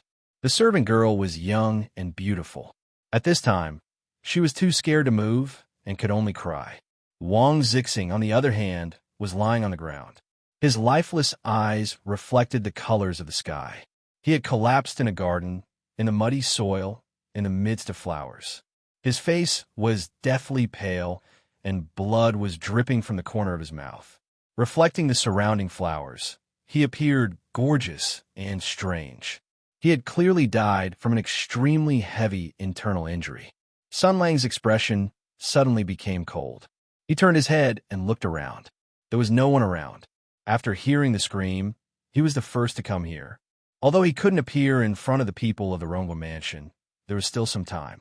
Sun Lang thought of this, quietly stepped forward, stretched out his hand, and flicked a wisp of wind. The little girl, who was so frightened that she fell to the ground, rolled her eyes and fainted. After falling to the ground, her delicate body involuntarily trembled a few times. Sun Lang saw this. His face darkened. I don't know what happened. I don't know what happened. I don't know what happened. He came to the side of the corpse and looked at the dead Wang Zixing. Although he was angry at this person for acting on his own accord, he had already sentenced this person to death in his heart. But he died like this. It was really a big problem. Wang Zixing was the acting head of the Wang family. Everyone in the Wang family knew that he had come to the Rongwu residence, but he had died here. The Rongwu residence could not escape the blame. Was this the murderer's plan? Who killed him? Wang Zixing's body was still warm, indicating that he had died recently. However, Sun Lang glanced at the complicated and unfamiliar Rongwu mansion and shook his head. It would be a waste of energy to chase after him now. He squatted down, and with a few glances, he determined the position of the fatal wound. He pulled open his shirt, and like Wang Run, the fatal wound was on his chest. It was not a wound caused by a sword or a knife, but an internal wound. But it was different from Wang Run. Wang Ren's chest was injured by the Wang clan's White Dragon Palm Force, which was passed down in the family.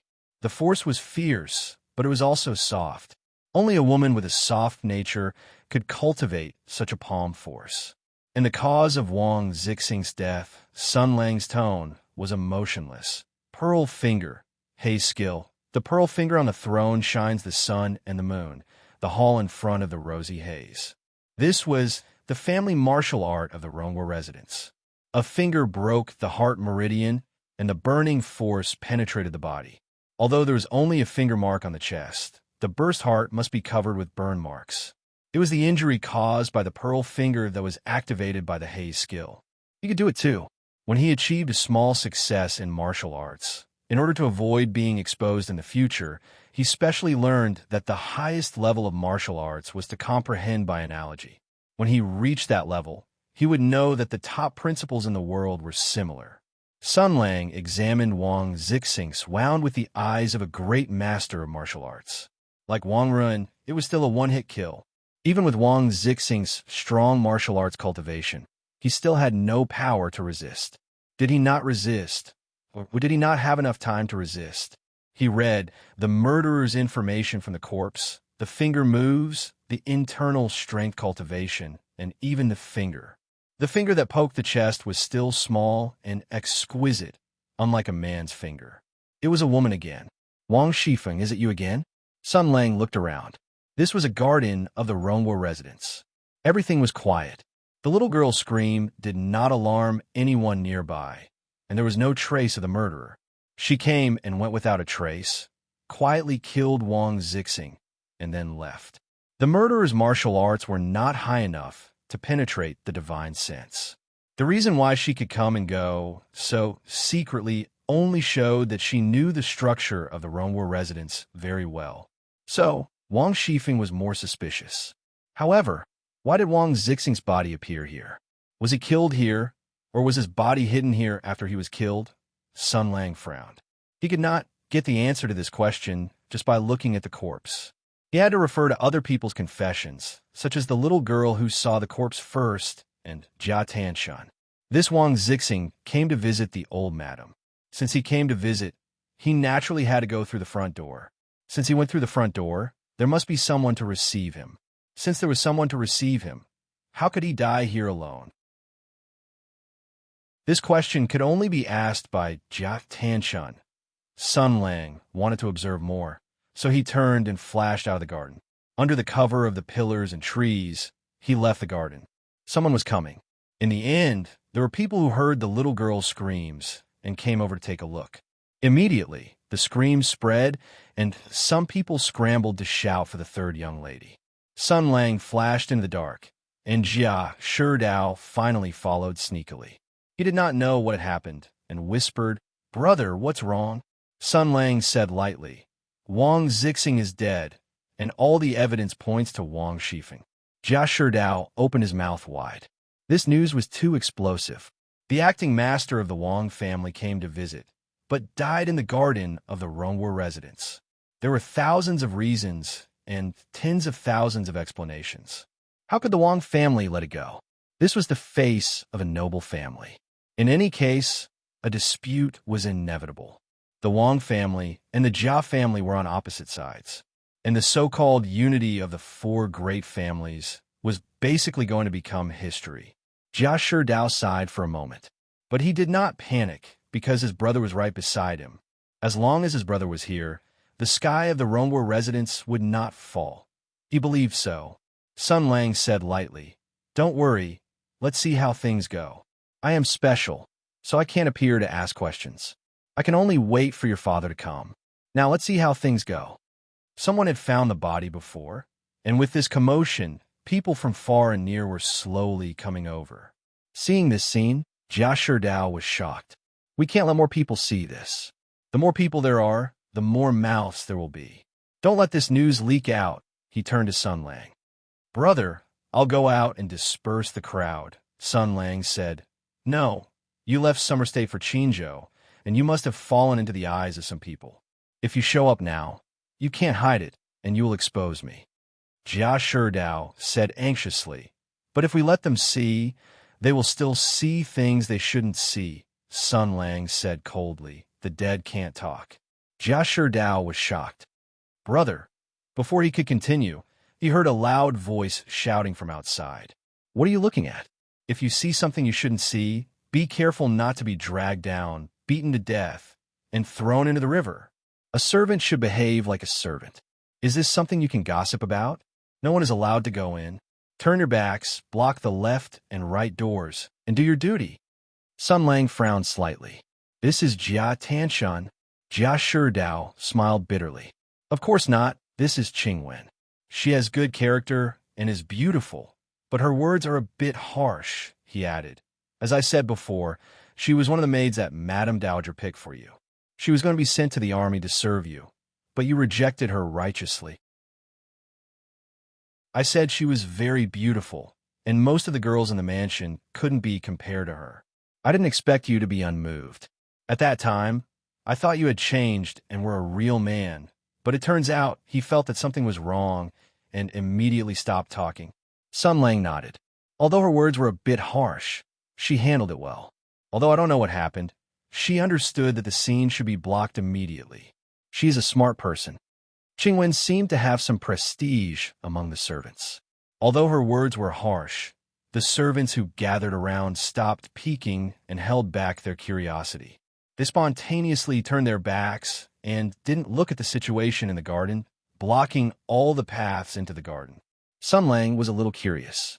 He took a closer look and saw Qingwen's appearance. This girl was indeed very beautiful.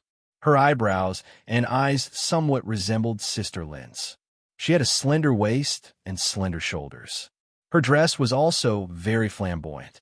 She completely displayed the charm of a young girl. She was really a beauty. This slightly harsh girl put her hands on her waist and scolded the servants. When she saw that they spontaneously turned their backs and blocked the scene, she nodded with satisfaction. She didn't go in herself, but turned her back like everyone else. She said, "That's good. Third Miss has already heard the news, and everyone is waiting for her to take charge. But if what happened today falls into the ears of the ancestor, everyone here will be beaten to death and thrown into the well." She was fiercely scaring people. After a while, someone shouted, "Third Miss is here." Everyone's spirits were lifted. A tall girl with beautiful eyes and eyebrows walked quickly, surrounded by several maids. She saw Qingwen from afar, and her expression relaxed. She called out, "What happened?"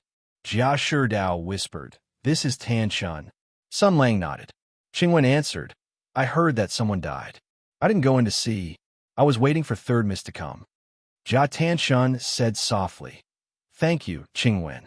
Alas, this happened again. It's useless to complain now. Come in with me and have a look." Qingwen agreed. Tanshan left the servant girls outside and gave them some instructions. Then, she led Qingwen into the garden one after the other. They immediately saw the little girl who had fainted on the ground, and Wang Wangxing lying in the garden. Both Tanshan and Qingwen knew Wang Wangxing, the third master of the Wang family. As if struck by lightning, the two girls' bodies shook. A death was a big deal, and the death was the master of the Wang family. They both knew what this meant. Jia Tanshan said in a trembling voice. Why is he here? Qingwen's face was also pale, but she still had some courage. She went to the unconscious girl on the ground and checked. She's still alive. Third miss, why don't you wake her up? Ask her if she saw anything else. Jia Tanshan took 2 deep breaths and calmed herself down. Her voice slowly calmed down. She's not hurt, is she? No, she just fainted. Poor girl, she was really scared. At this point, Qingwen seemed to have realized something. Her face was a little red. She was so scared that she peed. Jia Tanshan looked over and found that there was some kind of transparent liquid seeping out a certain part of the girl's body. It slowly flowed to the ground. Poor child, what happened to her? Jia Tanshuan's face was also a little red. After all, she was a young lady. It was embarrassing to be scared to pee. But Qingwen suddenly exclaimed. She stared at the liquid on the ground and looked hesitant. This doesn't look like urine. Instead, it looks like Jia Tanshuan's heart was in a mess. She asked casually, what is it? No, it's nothing. Qingwen's face was red as she secretly spat. She first sent a stream of qi over and then pinched the little girl's Renjong point. Soon, the maid slowly woke up. The little girl seemed to know Qingwen. It seemed that Qingwen was a famous person in Rongwa Manor. The maid slowly woke up, and her eyes regained focus. She lay in Qingwen's arms and murmured, You are Sister Qingwen? Qingwen wasn't as sharp-tongued as before, but her attitude wasn't gentle either. After all, her personality wasn't like that to begin with, but she still asked as gently as possible, You're awake. Do you remember what happened before? The little girl's face showed a moment of confusion, but in the next moment, her memory came back to her. She trembled and revealed a look of fear. Dead person, Jia Tanshan sighed. The girl gathered her skirt and squatted down. She gently said, Don't be afraid. We are here. No one will hurt you. Think about it. What did you see before? The little girl shivered and said, I had nothing to do today, so I wanted to see the flowers. Who knew that I would see a dead person lying there? I was so scared that I started to scream, and then I don't remember anything. As she spoke, she slowly came back to her senses. Then she realized that something was wrong with her lower body. The girl's face suddenly flushed red, and she screamed and covered it. She was a 14 or 15-year-old girl, and the mounds in front of her chest were very impressive. She already knew everything that she should know, so she could not understand why it had become like this. It seems that the girl doesn't remember what happened either. Jia Shidao blushed as he spoke. Speaking of which, it's strange. Did she pee her pants? A girl's urine is a bit thick. Sun Lang was expressionless. He did not say a word, hiding his achievements and fame. Chapter 747. After discovering Wang Zixing's unnatural death, Jia Tanshuan's expression was not good. This was not her fault. In fact, it was rare for her to be able to maintain her composure. Ever since that incident 2 years ago, the power structure of the Jia family had begun to change. Although the old dowager forced herself to take charge of the Rongwa family, her energy was not as good as before. There were a few people in power in the Rongwa family. The first was Wang Shifeng. She had been married into the Rongwa family for many years. She did things in an orderly and efficient manner. She had won the old ancestors' trust and favor. She was experienced, and everyone was used to the Rongwa family she managed. In these 2 years, there were the addition of Lin Daiyu and Shui Baochai. Previously, Lin Daiyu was not popular in the Rongwa family because of her strong personality. Shui Baochai was gentle and magnanimous, but she was an outsider. However, after that incident 2 years ago, they announced their marriage into the Rongwa family and became Jia Tanshuan's sisters-in-law in name. They became true family. However, this was not the main point of the problem. The main point was that Lin and Shui were already heroes of Tianyuan. They were generals of the imperial court with military power. With their status as the widow of their elder brother, they had a subtle and transcendent position in the court. Their status and power were the greatest external support of the Rongwa family. Therefore, their status and power in the Rongwa family had naturally risen. But now, The two sisters-in-law had been sent out. Sister Feng had disappeared. In the large Ronghua family, Jia Tanshun had been pushed to the front. She had to appease the people who had been shaken by Wang Shifeng's disappearance, hide the sick old ancestor, and manage the normal affairs of the Ronghua family. And now, something even worse had happened. Wang Zixing had died in a Ronghua family, in this garden. The only witness had not been able to obtain any useful information. It could be imagined that Wang Zixing's death would cause great turmoil. No matter how weak the Wang family was, they would not allow their acting family head to die in the Jia family and not care. Tanshun stood up and made a decision. She said softly, "Qingwen, I can only trust you on this matter. Go to the Ronghua family immediately and ask the first master to come. This matter is not something women like us can handle. If there is no other way, I have to ask the two sisters-in-law to come back." Qingwen knew this was a serious matter. She nodded and said, "I'll go now." "Don't worry, third young lady. But what about the child? She's really scared." He was talking about the little girl who had witnessed Wang Zixing's death. Now that the little girl had woken up, her mind was still filled with fear, as well as indescribable shame and confusion. He was clearly afraid. So why? Why did that kind of thing flow out? Tanshun calmly glanced at the pool of strange liquid on the ground, and then looked at the little girl who was curled up on the ground with a red face. She suddenly sighed. If the skin doesn't exist, where can the hair attach to? In a flash, he used his palm as a knife and chopped at the back of the maid's neck. The poor little girl fell to the ground. Qingwen was startled. "Third young lady." Jia Tanshun supported the fallen maidservant and said calmly, "She saw something she shouldn't have seen. We can only lock her up first. Right now, there's really no other way." Qingwen was stunned. Then she sighed sadly, lowered her head, and left quickly. She had nothing to say. At this point, Ronghua Mansion was in a precarious situation, and it was no longer the time to be kind. She only hated fate for playing tricks on her. The world was so difficult, and the young lady who was supposed to be innocent and carefree had to carry a heavy burden and make cruel choices that went against her conscience. Sun Lang looked at all of this in silence and suddenly said, "You stay here. I'll go and take a look." Jia Su and the rest split up and rushed to Ronghua Mansion. They should be arriving soon. Jia Sherdao nodded and said, "Don't worry, brother." "I'm worried," Sun Lang said. "Remember, you can't lick a girl's pee." "Who would lick it?" Sun Lang smiled and left with Qingwen.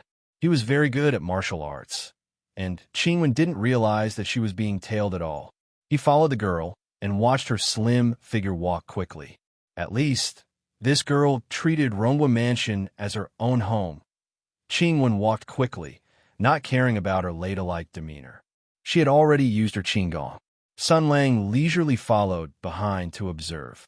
This girl's martial arts were not weak. She must have put in a lot of hard work. She passed through the inner door, the south hall, and the outer door, and came to the main courtyard of Ronghua Mansion. The outer door was just opposite. She quickened her steps and left Ronghua Mansion. She had to get to Ningguo Mansion as soon as possible and ask Master Jia Su to take charge of the situation. Halfway there, a shadow flashed by the west gate. Someone was hurrying over. Qingwen glanced at him, and her face lit up with joy. She shouted, "Master!" The person who came was naturally Jia Su. He also recognized this servant girl from Ronghua's residence. Using his movement technique, he strode over.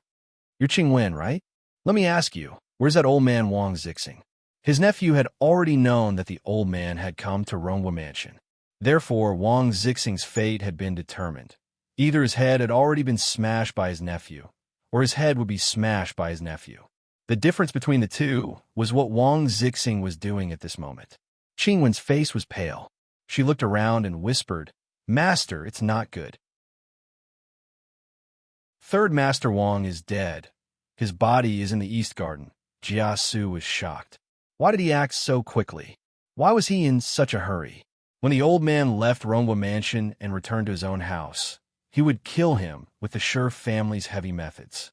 Not only would he vent his anger, but he would also be able to put the blame on the Sher family. Wouldn't that be perfect? If he acted in Ronghua Mansion, he would get himself into trouble. While he was puzzled, Sun Lang, who was following Qingwen in the dark, said, "Uncle, I didn't kill Wang Zixing. The evidence on his wound points to Wang Shifeng." Jia Su's heart skipped a beat. He was indeed a shrewd old fox. Even after hearing such big news, he remained calm. A wise man wouldn't regret or make assumptions. They always looked straight ahead and didn't dwell on the past. Jia Su nodded slightly, indicating that he understood. His kung fu was far inferior to Sun Lang's.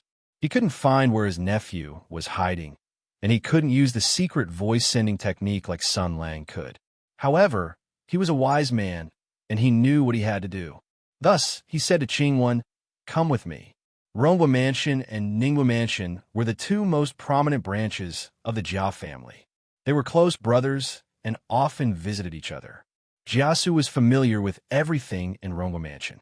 He led Qingwen through the external E-gate and came to the south-facing hall. They turned to the east side of the hall. There were tea and snacks here to entertain the attendance of distinguished guests. For example, Wang Zixing's attendants. As they got closer, they heard chatter. There were people inside. Jiasu listened for a moment. From their conversation, he could tell that they were indeed from the Wang family. He walked forward and pushed the door open. The people inside turned their heads and saw a handsome and elegant official pushing the door in. Someone had already recognized his identity and hurriedly saluted. "Greetings, Duke Ning." Jiasu nodded. "Greetings." Then, he took a step forward and waved his palm. It hit the top of one person's head. With a crack, the sound of a neck breaking rang out. Blood spurted out of that person's mouth, and his head tilted to the side. The other three did not expect this to happen at all. Before they could react, Jiasu had already grabbed the boiling hot teapot and pressed it against the second person's face. The boiling hot tea and broken porcelain shards were pushed by his dense inner energy and were all used on the target. The boiling tea rushed into the nose, and the broken porcelain shards pierced through the flesh. It was not much different from the flying guillotine. A broken porcelain shard cut the throat. After killing the second person, he stretched out his leg and kicked the table away. Then, he took the opportunity to throw out a punch. The force of his punch pushed the table over and hit the remaining two people in the middle, causing them to stagger back. Just as the two of them were about to retaliate, they were struck and immediately lost their balance. Just as they were trying their best to adjust their state, Jiasu had already stealthily shifted his position and appeared behind the two of them. His fists shot out like venomous snakes, carrying a ruthless and violent aura as they smashed towards their backs. Bang, bang, bang, bang, bang. 5 consecutive punches. Double kill. From entering to killing, Jiasu was completely unreasonable. He had calculated the situation perfectly and killed 4 people in an instant. In the end, the 2 corpses fell to the ground at the same time. Qingwen happened to follow in. She was a young girl after all, and couldn't suppress the fear in her heart. She was so frightened that she let out a scream. Jia Su turned to look at her. Wang Zixing can't die in the Rongwa residence. Qingwen looked at the 4 corpses with pity. Then, she slowly nodded. Yes, Jia Su said. It's been hard on you. A young girl should be reading poems and embroidering. You shouldn't come into contact with these violent things. I can only say that it's fate making fools of you, because your young master is back. You just need to bear with it for a while. He picked up the 2 corpses and dragged them into the bedroom where they were resting. Qingwen gritted her teeth. She also grabbed a corpse and dragged it into the bedroom. Just leave it here. Someone will take care of it later. You're not good at destroying corpses. Perhaps Jia Su admired Qingwen's brave and sensible behavior. His tone softened. Now, let's go take a look at Wang Zixing's corpse. I hope there's a good way. The latter half of the sentence was not meant for Qingwen. After the 2 left, Sun Lang pushed open the door from the other side. With a wave of his hand, the table and chair returned to its original position. The smell of blood dissipated. He entered the bedroom and opened his hands. The stone slabs flew out, and the soil was dug up by an invisible force. He kicked the 4 corpses in and started to bury them. As expected, Jiasu's way of doing things is more to my liking, Sun Lang said to himself. As for a good way, I'll let the Sure family take the blame.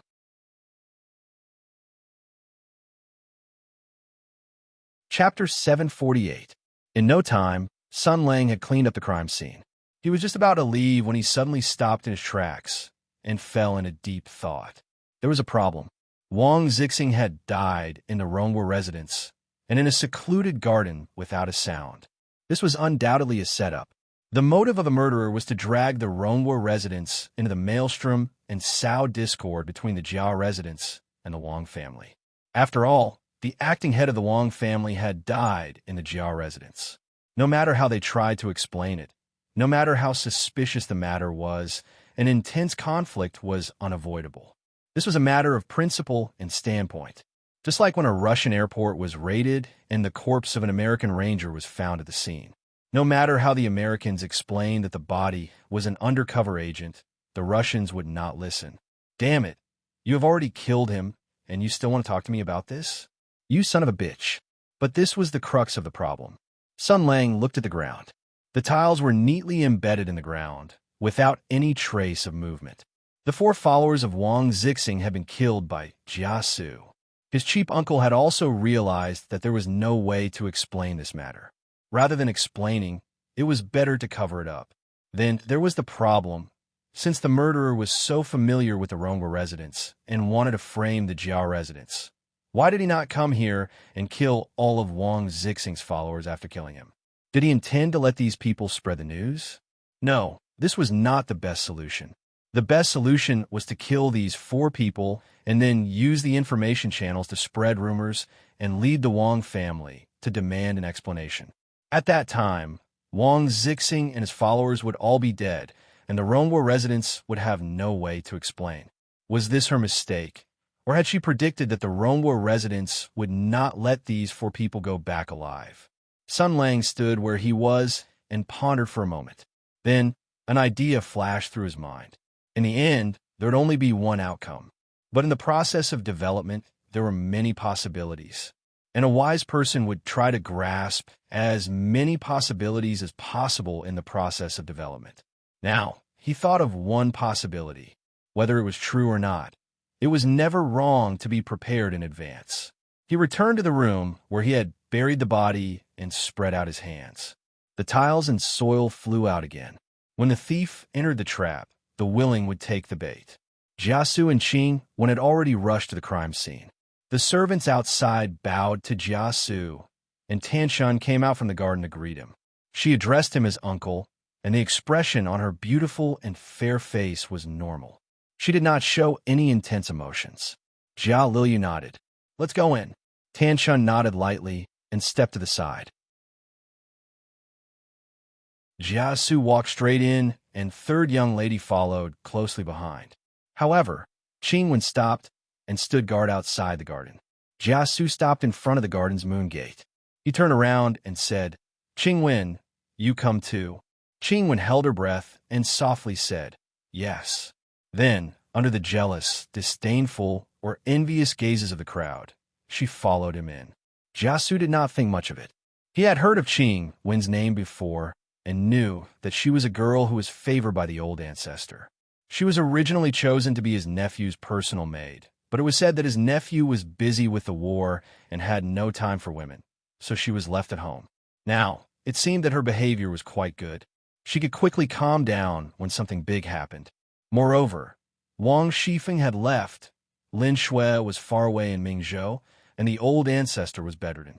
Only Jia Tanshan was left in the Rongwu manor to hold the fort. It was good to let Qingwen help and have someone to discuss things with. The 3 walked into the garden. Wang Zixing's body was still lying in the garden and had not been moved. Other than that, the girl who first saw the body was lying on the stone table in the garden. Jia Su glanced over. Who is this? Jia Tanshan replied. The first person who found the body. I asked her, but she doesn't know anything. Poor girl at such a young age. Jia Su blurted out without rhyme or reason. Then he thought for a moment and said to Jia Tanshan, the Rong and Ning manors are the 2 branches of the Jia family. Usually, they do not belong to one another. However, this matter is too important, and we cannot let the old ancestor know about it. As your uncle, I can only overstep my boundaries. Jia Tanshun said, "Yes, I'll leave this matter to you." Jiasu nodded. Wang Zixing is the acting head of the Wang family. His identity is very special. We can't explain why he died in the Rongwa manner, so we can only suppress this matter. I've already killed the followers who came with him. I'll also make appropriate arrangements for Wang Zixing's body. What the Rongwa manor needs to do is to keep it a secret. After hearing that, Tanchuan's expression changed slightly. She only sighed softly. Jia Su said faintly, "Let the man be the bad guy. You don't have to worry about it." Jia Tanshun slowly nodded. She was not an ignorant young lady. In the past 2 years, Rongwa Manor had been very difficult. The world was dangerous and malicious. She had also seen the claws and teeth of the jackals and wolves surrounding Rongwa Manor. Sister Feng and her 2 sisters-in-law had mercilessly fought back. Moreover, they had cut the weeds and eliminated the roots without mercy. Only a decisive and ruthless attitude could deter the greedy. She understood this principle. Human lives were not rare. It was just that she was not the one who had done this in the past. It's good that you understand. Jiasu said, "The Rongwa Manor needs a unified explanation." Jia Tanshun thought for a moment and said, "Uncle, you mean that we have to insist that third Uncle Wang never came to the Rongwa Manor and that we know nothing about his disappearance?" A smile appeared on Jiasu's face, but he shook his head. "That's not right. The distance from the Wang Manor to the Rongwa Manor is not close. There are too many people along the way. Someone might have seen them coming here. When the time comes, the lie will be exposed, and we will be in a passive position." Jia Tanshun frowned. "Then we can only say that third Uncle Wang has already left?" Jiasu nodded and said, "Yes. Although Wang Zixing came to visit, he left resentfully in the end. He entered the Jia Manor alive and left alive." At this point, he suddenly frowned. "I haven't asked what happened. I know that Wang Zixing came to the Rongwa Manor to find the old ancestor, but how did he die in the East Garden? If the Rongwa Manor was divided into East and West, then Matriarch's courtyard was in the West and the East Garden was in the East. It was extremely unreasonable for Wang Zixing to die here." When this matter was mentioned, Jia Tanshun frowned and looked angry. "Uncle, you don't know, but this third Uncle Wang is really rude. When he entered the manor, he said that he wanted to visit the old ancestor. You should know that the old ancestor is sick in bed and didn't dare to tell her about Sister Feng. If third Uncle Wang came to Grandma's bed and made a fuss, wouldn't that be terrible? Of course I didn't allow it. Who knew that third Uncle Wang would use his seniority to oppress me and reprimand me? He said that it was related to the rise and fall of the 4 great clans. His attitude was very tyrannical, and he said that I couldn't bear the responsibility." She said hatefully, "It's easy for you to say. The Rongwa Manor is already like this, so what's the point of caring about the rise and fall of the 4 great clans? No matter how bad it is, how bad can it be? Although I'm a woman and don't know much, I know 2 things. First, filial piety is the most important thing. Grandma has worked hard for the Rongwa Manor all her life, and we can't let her be tired or frightened because of this matter. Second, the Jia family has to take care of the Jia family. It's not up to the Wang family to decide whether to alarm the old ancestor or not." She looked a little agitated. It seemed that Wang Zixing still brought her a lot of pressure. Jiasu knew this little niece's difficulties, so he didn't interrupt her subconscious venting. He just said softly, "You're right. What happened later?" Jia Tanshun sighed. "Although you've made up your mind, third Uncle Wang's attitude was very tough. If we rejected him too harshly, I'm afraid that he would be driven to desperate actions and force his way in. He's an elder of the Wang family, and his martial arts are naturally better than ours. If we couldn't stop him and he alarmed the old ancestor, it would be our fault. So I coaxed him and said that the old ancestor was taking an afternoon nap, and I had to report first. I delayed him first, and then I went to discuss with Sister Yuanyang. Her martial arts are the best, and she's knowledgeable. I have to consider myself as a junior in front of third Uncle Wang. She's not afraid of anything once she's decided on something. I know that at this time, the old ancestor would usually be in the ancestral hall cleaning second brother's armor. At this point, Tan Chun's eyes turned red, and she continued, "Who would have thought that when I rushed over today, there was nothing? They said that old ancestor had returned to her room early today. I hurriedly turned back to grandmother's courtyard. Halfway there, I heard that Uncle Wang San had knocked out the servant girl serving him and disappeared without a trace." At this point, a look of lingering fear appeared on her face. I thought that he had seen through my plan and went straight to the old ancestor. When I reached grandmother's courtyard, I didn't see him. At that time, I panicked. I thought that since Wang Zixing wasn't with the old ancestor, it meant that he had other plans. What else in the Rongwa Manor was worth his attention? After thinking about it, I could only think of Sister Feng's place. Jia Su said, "So you ran to Wang Shifeng's courtyard and heard the news while you were busy?" Tan Chun sighed, her voice trembling. "I heard that someone had died, and thought that Wang Zixing had hurt someone in the manor. I didn't expect him to die here." Jia Su said faintly, "You did something wrong. Wang Zixing was so aggressive. You should have come to me immediately." Tan Chun said in a low voice, "I didn't think it through." "It's not that you didn't think it through. It's that you thought it through too thoroughly." Jia Su sighed. How could he not see through his niece's thoughts? However, he was an elder and would not stoop to the level of a junior. Moreover, his eldest nephew was still secretly watching, so he could not say anything. Forget it. Let's not talk about this anymore. There were more and more suspicious points. If Wang Zixing was here to see the old ancestor, why did he run east and die in the garden? Tan Chun said that Wang Zixing had knocked out the maid serving him during the chaos and disappeared without a trace. Now, it seemed that the person who knocked out the maid might not have been him. The crux of the problem was whether Wang Zixing came to the East Garden by himself. Did he come here and get killed? Or was his corpse brought here after he was killed? Jia Su thought for a moment and felt that he had no clue. He could not think of anything by himself, so he had to discuss it with his eldest nephew. He made up his mind to deal with the matter at hand first. The people from the Wang family will come to ask about it sooner or later. You have to arrange it as soon as possible, Jia Su said. Replace all the servants who have received Wang Zixing and his entourage. I'll transfer some smart and capable servants from the Ningwa mansion. You don't have to worry about that. As for the servants and this little girl, he looked at the servant girl who saw Wang Zixing's body lying on the stone table. His tone became cold. Kill them all. Tan Chun and Qing shuddered at the same time. Uncle, leaving them alive is leaving a flaw that could be easily exploited by the enemy. Jia Su said coldly, "This is an act of helplessness. You should know it's right. If you can't do it, I'll do it for you." Jia Tanchuan's expression became very conflicted. Killing Wang Zixing's entourage could be explained as an act of helplessness. But whether it was the little girl or the guards, they were innocent. Not only could the Rongwa mansion not protect them, they had to kill them themselves.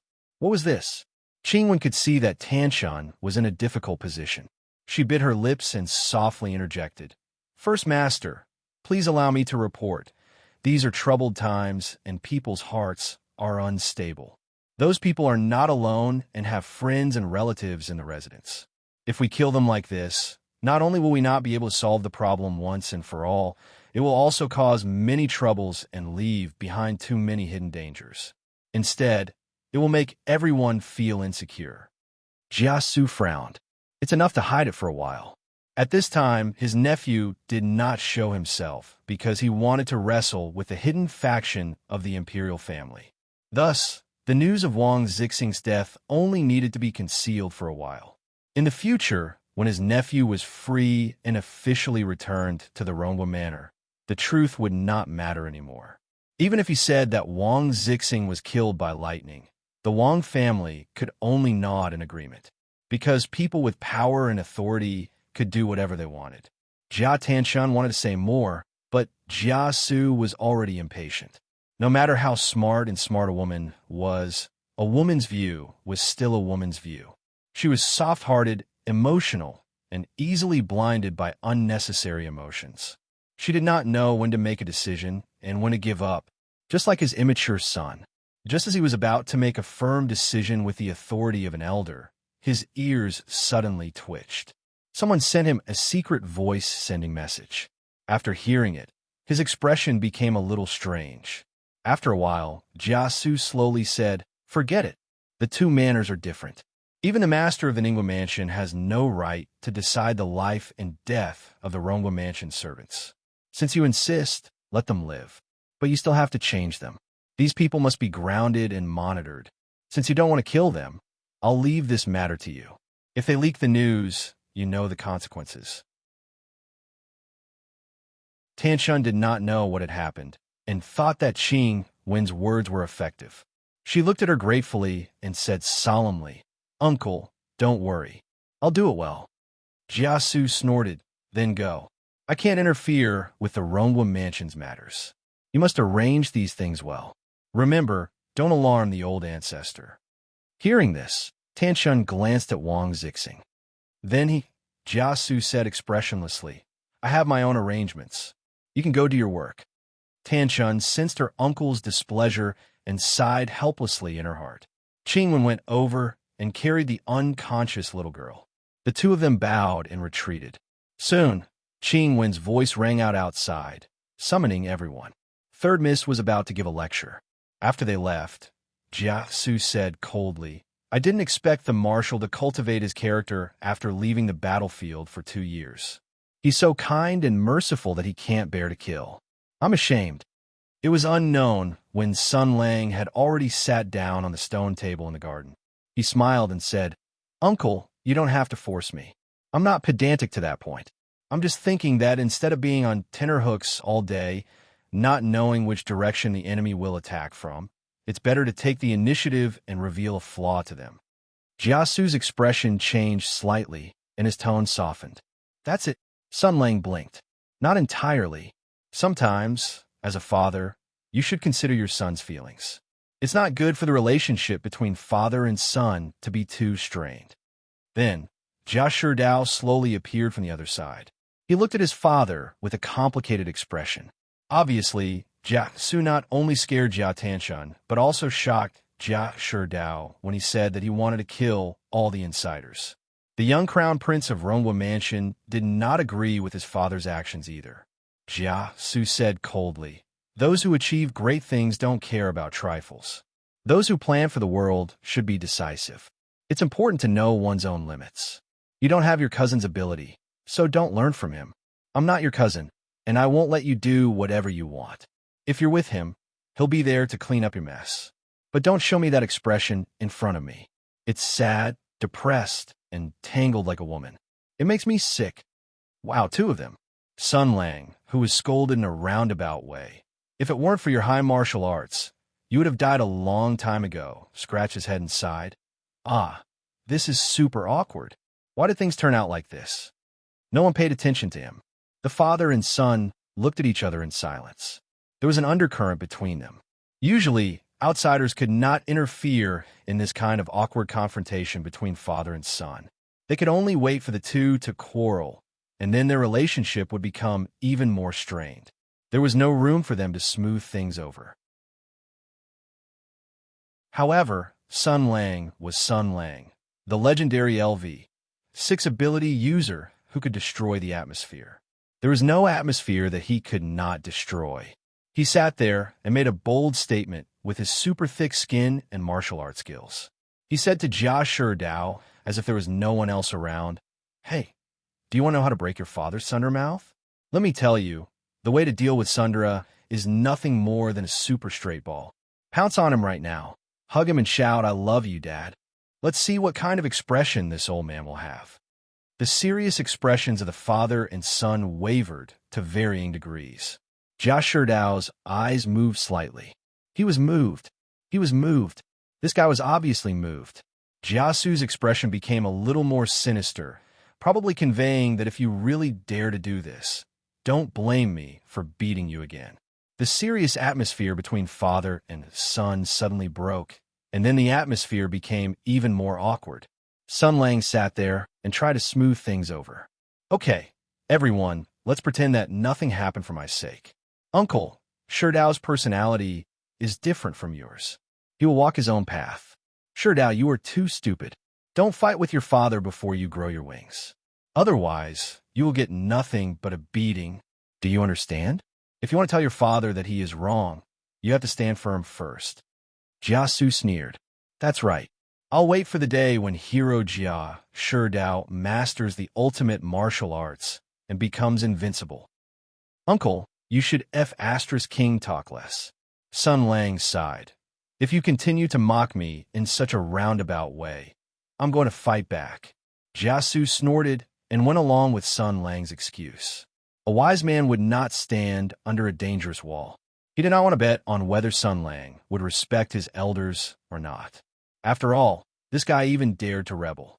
Therefore, he stopped talking about it and stopped looking at Jia Sherdao as if his son was heir.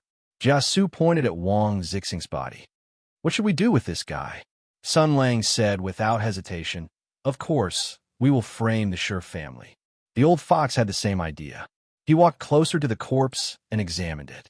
Then, he pulled open the lapel of his robe and said lightly, Pearl finger, Hei's technique. You said that the clues pointed to Wang Shifeng. So this is the case. But the wound is so obvious that anyone with eyes can see it. It will be difficult to frame the Shi family. Sun Lang answered, No problem. Just cut off the head and send the head back. Jiasu asked back, Then it will be difficult to frame the Shi family. Sun Lang said lightly, Although we can use the Shi family's kung fu to hit the heart to cover up the traces of the pearl finger, it will be too deliberate to use the Shi family's kung fu to kill someone and then throw the body back to the Wang family. It will be a bad idea. We could just send the head back and plan to lead the clues to the Shi family. Jiasu frowned and said, That is too troublesome. It is indeed troublesome to deal with Wang Zixing's death. Sun Lang said meaningfully, But the Shi family situation is not as simple as we thought. He told Jiasu what had happened in detail. From what he had seen and heard in the Wang family to the interrogation of the Shi brothers. You mean, Jiasu said slowly, the Shi family has sided with them? I'm not sure, but we can't be passive. Wang Rin's death, Wang Zixing's death. The murderer is always leading us by the nose. We have to do something. Sun Lang said, The Shi brothers came for that thing. The Wang family is also looking for it. Wang Rin's death and Wang Shifeng's disappearance might be related to that thing. Wang Shifeng is the key to everything. Although we can't find Wang Shifeng now, we can change the chaotic situation. Jiasu seemed to have guessed Sun Lang's plan. What should we do? Use Wang Zixing's death to frame the Shi family and stir up hatred and conflict. Sun Lang said, Weaken the Shi family and see if we can get something out.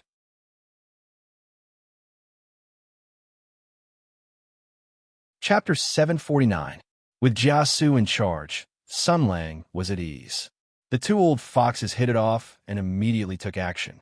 Jiasu made some preparations before returning to Ningguofu in a huff. Not long after, everyone on the street saw Duke Ning leading a group of henchmen out. If Prince Xing knew about this, he would be so angry that he would vomit blood. This was because Jiasu actually came to complain first, bringing a group of Ningguo Mansion's hired thugs to the Wang family's front door and started cursing and swearing. Without a leader, the Wang family was blocked by Jiasu at the door and scolded. Some gossipers gathered around to listen to the conversation and got the gist of it. The general idea was that Wang Zixing dared to disturb old Madame Jia. He was not a son at all. CK your father. The Wang family had no choice but to listen to Jiasu's scolding. They couldn't just let him scold them in front of the door. Otherwise, where would the Wang family put their face? After a short discussion behind closed doors, a few reputable elders of the Wang family came out to welcome him. Finally, they invited Duke Ning into the residence with drooping eyes. They probably also knew what had happened, and secretly felt that it was embarrassing. This was one of the drawbacks of democracy. When nothing happened, everyone would quarrel with each other, but when something happened, they would scramble to shift the blame. A few elders of the Wang family who held high positions first tried to distance themselves from the matter, then scolded Wang Zixing for his recklessness, and then carefully asked him what happened. Duke Ning looked very angry. After drinking a mouthful of tea, he angrily told them what had happened. After the inhumane Wang Zixing came to Rongwufu, he said that he wanted to talk to old madam. After being rejected by third miss, he pretended to give up and found an excuse to send third miss away. Then, he took the chance to knock out the servant who served him and then ran around Rongwufu, wanting to barge into the Jia family to find old madam. Fortunately, Jia Su, who had received the news, arrived in time. The two of them quarreled fiercely and then fought. Jia Su punched Wang Zixing's waist, and Jia Su's right shoulder was hit by Wang Zixing's palm. Seeing that he could not gain any advantage, Wang Zixing said a few words and left in a hurry. Jia Su was worried about the matriarch's safety and did not have the time to chase after him. The third young lady of the Rongwa Manor was also frightened. She thought that she had almost killed the old ancestor due to her carelessness.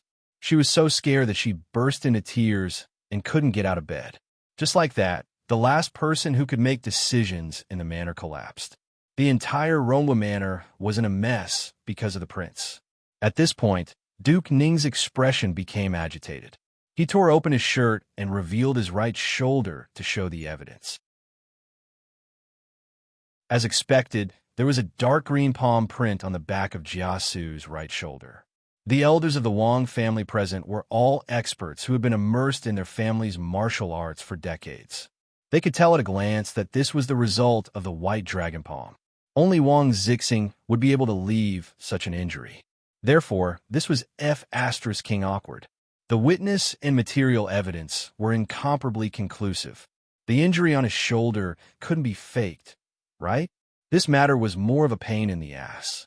The other party had come to settle the score. If a small family had a grudge with them, so what if they came knocking on their door? They could just beat them out and sue them wherever they wanted. However, the Ningwa Manor was different. The father and son were both heroes of Tianyuan. Although the son had become a monk, he was still a young man in his 20s. No one knew when he would change his mind. Sooner or later, he would come back to inherit the family business and make a name for himself. This was different from the situation of the Rongwa Manor, where the bloodline had been cut off. Now that Jia Su had come personally, the Wang family had to give an explanation. Facing the furious Jianingwa, the Wang family felt a toothache. Brothers, we are all from Jinling. The four great families are of the same branch. You all know my character. In my life, I have been kind to people, never speak ill of them, never frame the innocent, and never set up evil schemes. I believe that I am an indomitable spirit. However, this matter, even Buddha cannot tolerate it. The drama queen Jia Su was performing. He slammed the table and said angrily, "My aunt, ever since she married into the Jia Manor, she has been working hard. She is filial to her parents-in-law, assisted her husband, and taught her son. She has managed the affairs of the Rongwa Manor in an orderly manner for decades. Which one of the juniors of the Jia family disrespects her? The four great families are of the same branch. She is my elder, your elder, and Wang Wangxing's elder. Isn't that right?" The more he spoke, the angrier he got. He stood up with a murderous look on his face. "You all know what kind of life my aunt has been living these years. In the Great War of Tianyuan, her heroic spirit died in battle. She sent her husband to the battlefield, then her son, and then her grandson. Almost all the men in the Rongwa Manor died. Her only insensible grandson was also lost. How hard has her life been? After a few years, the heavens took pity on her and found her missing grandson. He even made a name for himself and brought glory to his ancestors. Isn't that beautiful? But he died in the great desolate mountain." His sharp eyes swept over everyone, making them involuntarily lower their heads. This old lady, when Rongwa Manor was in a precarious situation, she forced herself to support the situation, and these 2 days she was bedridden. Even the manor's third young lady knows that we must not disturb the old ancestor with this matter. But what about him? Wang Zixing. How dare he? Jia Su clenched his teeth. Luckily, I returned quickly this time. If he had really barged into the old ancestor's courtyard and alerted her with those annoying matters, or even something bad had happened to the old ancestor, the entire Wang family would have to be buried with her. Being scolded like this, the Wang family's expressions turned ugly. However, they were indeed in the wrong. Jiasu's anger was rooted in filial piety. No one could find fault with that. No one was willing to speak up. The one who did this was Wang Zixing, not me. Why should I stand out and face Jiasu's wrath? Why? What good would it do? Yes, that was the crux of the problem. The advantage of democracy was that the minority obeyed the majority. After something happened, everyone could quickly vote and choose the scapegoat through the minority obeyed the majority. In this situation, the scapegoat had to be Wang Wangxing. But he was not here. Everyone looked strange and exchanged glances. One of them reluctantly stood up and said, "Duke Ning, please don't be angry." Wangxing acted arbitrarily. Although he is the acting master of the Wang family, there are laws in the country and rules in the family. If he does something wrong, the Wang family will never cover it up. Jiasu shouted righteously. Then ask Wang Wangxing to come out and give me an explanation. His expression was so natural, full of twisted anger. His tone was so firm, expressing his thoughts and feelings that he and Wang Zixing could not live under the same sky. In short, no one could tell that this person had stood beside Wang Wangxing's corpse and discussed with another drama queen how to trip up the Wang family and the Shi family. Everyone in the Wang family looked embarrassed and said in a low voice, "Duke Ning, the acting head has not returned yet. We don't know where he is." Jiasu glared and sneered. "Do you think I'm a 3-year-old child? Wang Zixing, has done such a heartless thing. Other than hiding at home, where else can he hide?" That person raised an eyebrow. The Wang family naturally had their own pride. They were already unhappy that Jiasu had come knocking on their door and insulted them. Now that he was being so aggressive and pestering them, why would they lie to you? Why are you so stubborn? The two sides quarreled for a while and gradually became angry.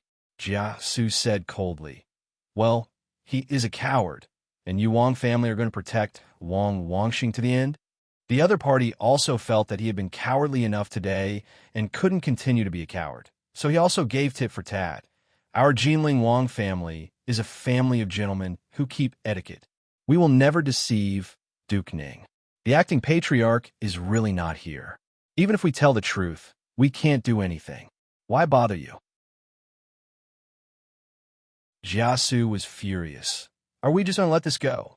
That person waved his sleeves. "When Wang Wangxing returns, the family will hold a meeting to discuss how to solve this matter and give the Jia family an explanation." At this point, there was naturally nothing more to say.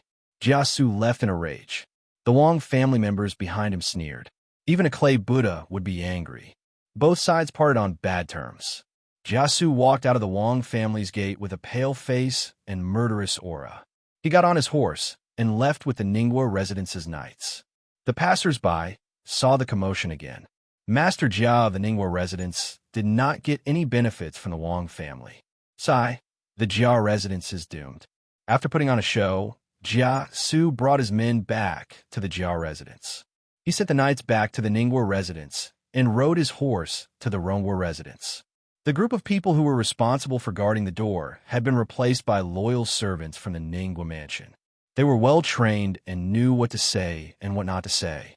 He handed the horse to the coachman and signaled that there was no need to report. He entered the Rongguo residence alone and went straight to the East Garden where the incident happened. This place had become a forbidden area. Everyone in the residence had been warned not to spy on this place except for those with ulterior motives. Thus, this place became the location for a secret meeting.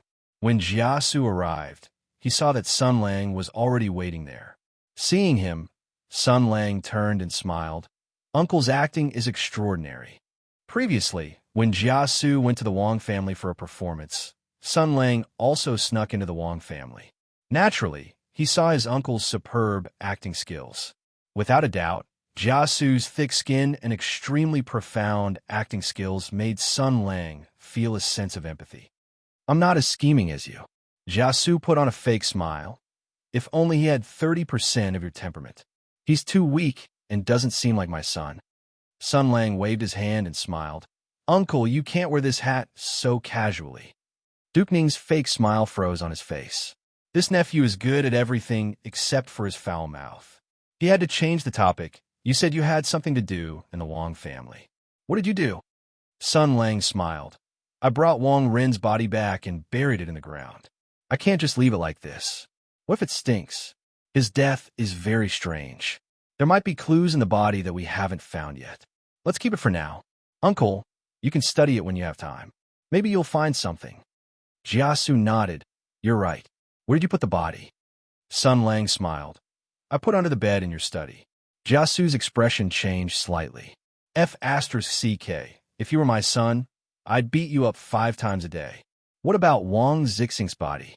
Sun Lang stretched. Of course it's in the Shi family. I'll do it right away. Jiasu thought of the abominable faces of the Wang family and Wang Zixing's hateful plan. Putting everything else aside, this fellow had schemed to alarm the old ancestor and deserved to die. Coupled with the trouble caused by Wang Shifeng, at this moment, Duke Ning's impression of the Wang family had dropped to the negatives. He sneered, Today, I went to the Wang family and made a scene. Unknowingly, I've removed a lot of the responsibility. When they find out that Wang Zixing hasn't returned, they'll start to panic. Then, we'll lead them to the Shi family. The Shi family stole Wang Rin's coffin first and killed Wang Zixing later. No matter how cowardly the Wang family is, they won't let it go so easily, Sun Lang smiled. It's a pity that the Shi family didn't get Wang Rin's body and they're not the ones who killed Wang Zixing. Yet they've taken the blame for 2 incidents, Jia Su said coldly, who asked them to covet the Rongwa residence, be rude to the Dowager Duchess, and be suspected of colluding with the royal family. They'll have to be taught a lesson. Sun Lang nodded, but the Wang family will need some time to realize that Wang Zixing is missing. I think it'll take at least a day or 2. Just enough time for me to go back. Jiasu was stunned for a moment before he reacted and sighed. That's right. You still have things to do in Qinzhou. You can't do 2 things at once, Sun Lang said faintly. It's not that I can't do 2 things at the same time. I can combine 2 things into 1 thing. As for how to operate it, I already have some ideas. Jiasu reached out to pat Sun Lang's shoulder, and his tone was unusually gentle.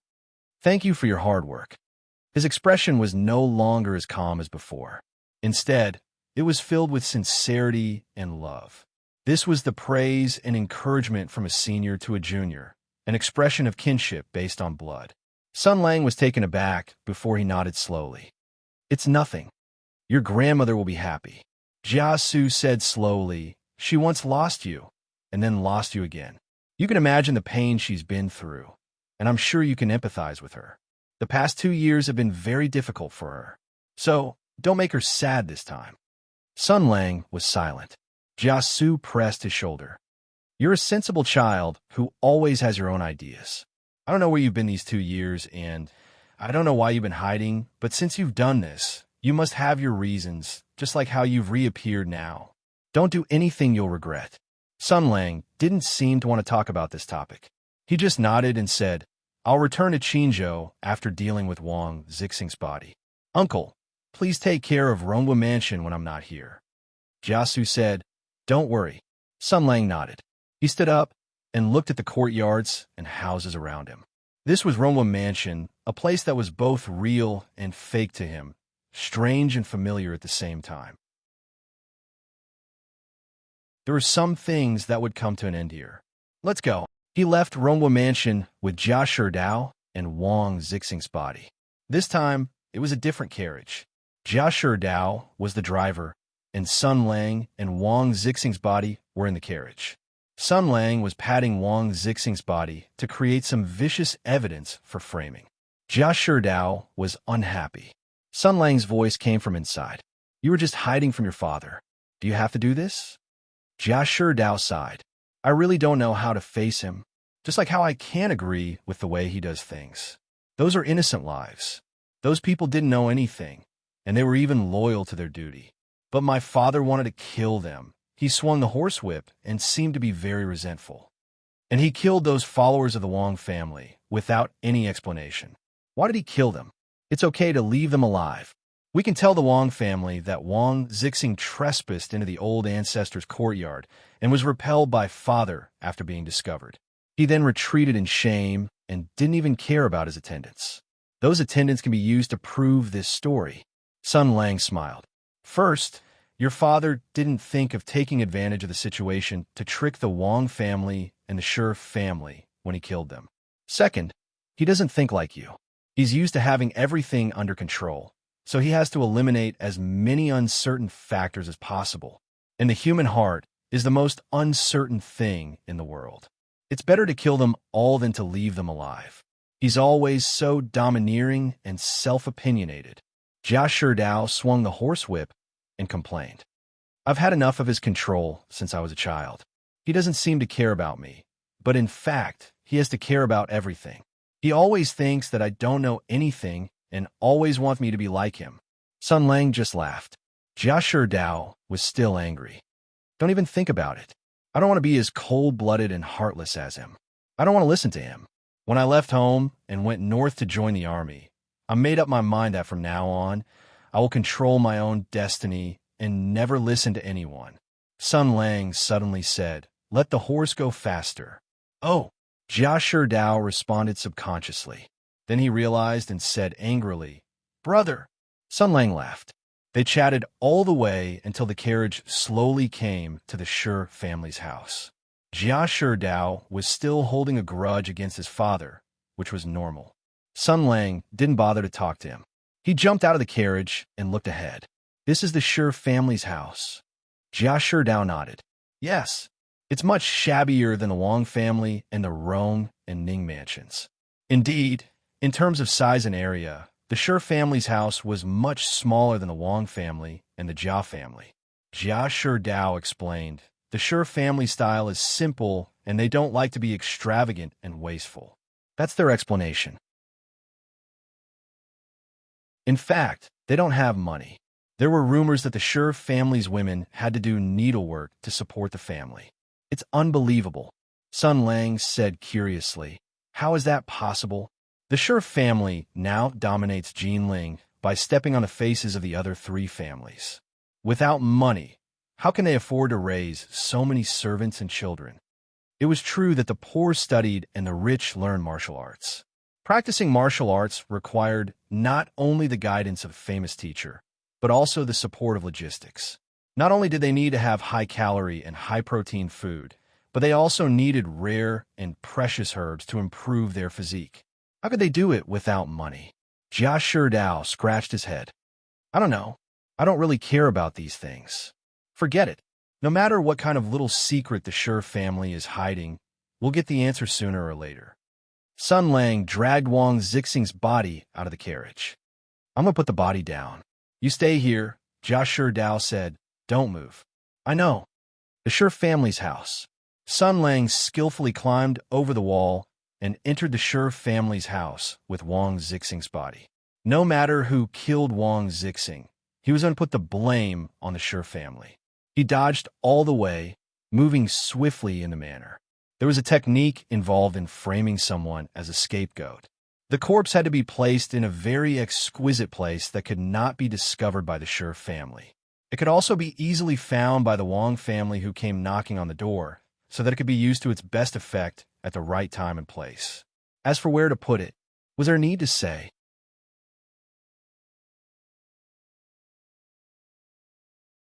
Chapter 750. If Jia Sherdao had followed him in, he would have been very surprised. His brother had never been to the Shi family before, but he seemed to be very familiar with the place. His purpose was clear, and he walked straight into the heart of the Shi family without stopping. Sun Lang dragged Wang Zixing's body to his destination. It was a big house with its doors and windows tightly shut. There was no one around, and there was no one around. This was probably the Shi family's secret place. After all, they were a rich and powerful family, so there must be a place for them to hide evil. Evil was often born with wealth and power, and this had been the case since ancient times. The richer you were, the dirtier you were, and the more powerful you were, the darker you were. This was because human beings were a kind of creatures who liked to act and get carried away easily. He dragged Wang Zixing's body to the foot of the wall, and no one noticed his whereabouts. On one hand, he was a powerful martial artist. On the other hand, the Shi family, which had the power to dominate Jinling, would never have thought that someone would bring a body in to frame them in broad daylight.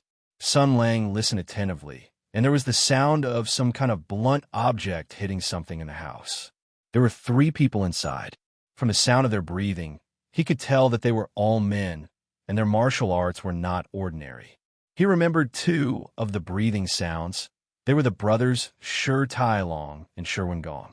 The other person was a middle-aged man. His martial arts were higher than the 2 brothers, so he must be their elder.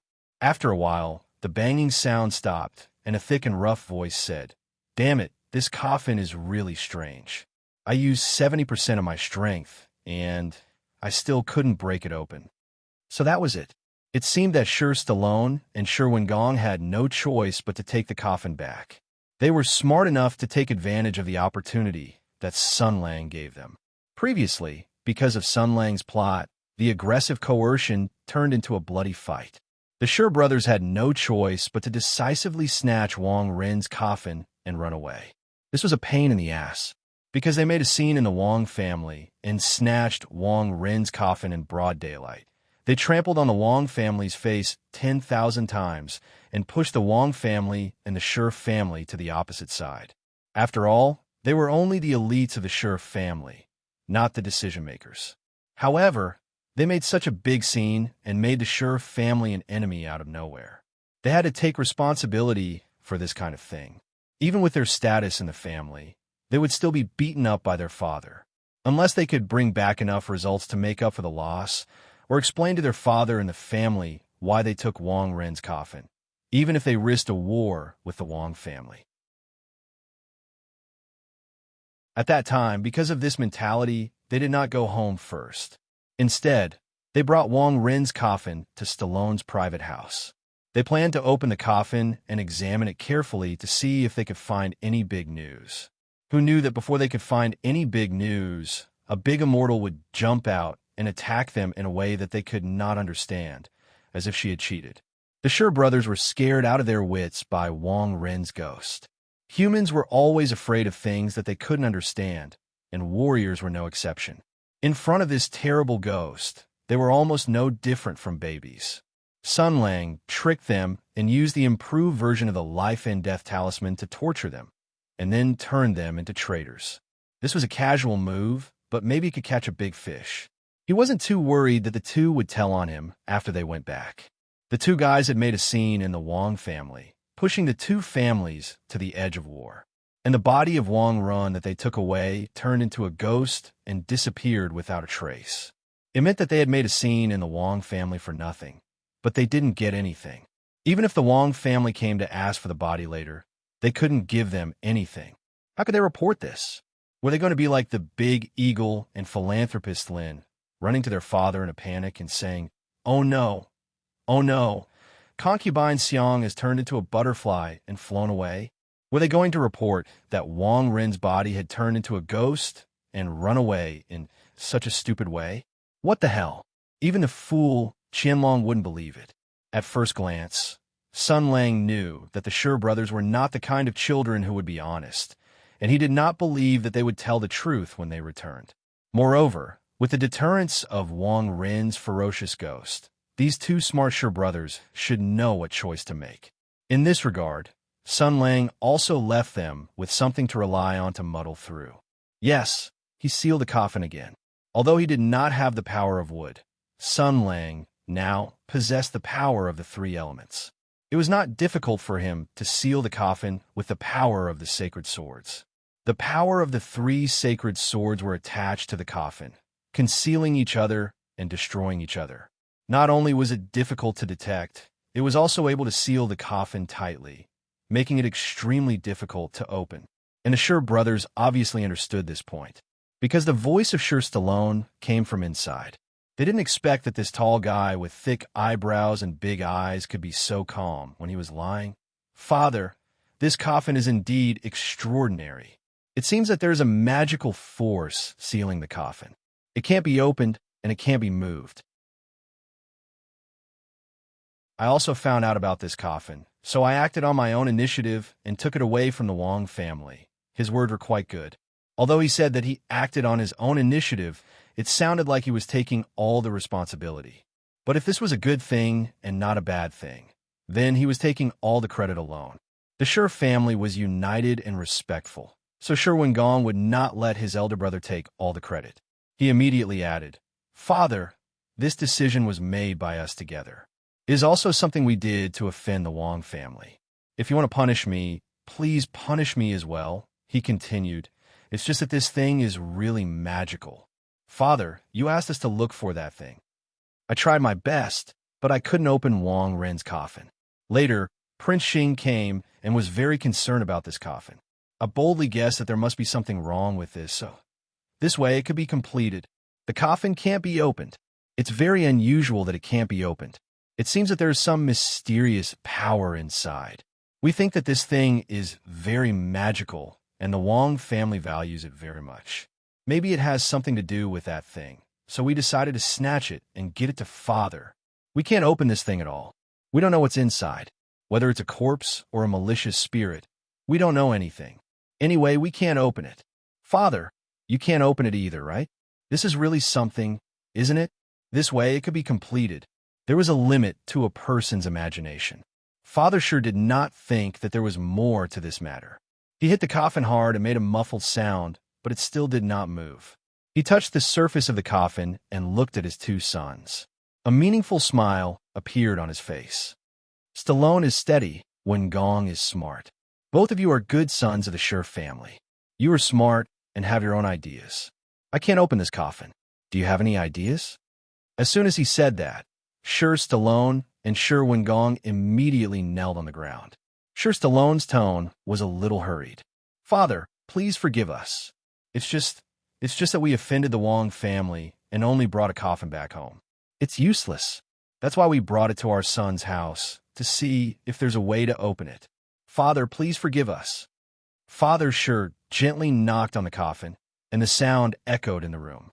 After a while, he let out a hearty laugh and helped his two sons up. "What are you doing?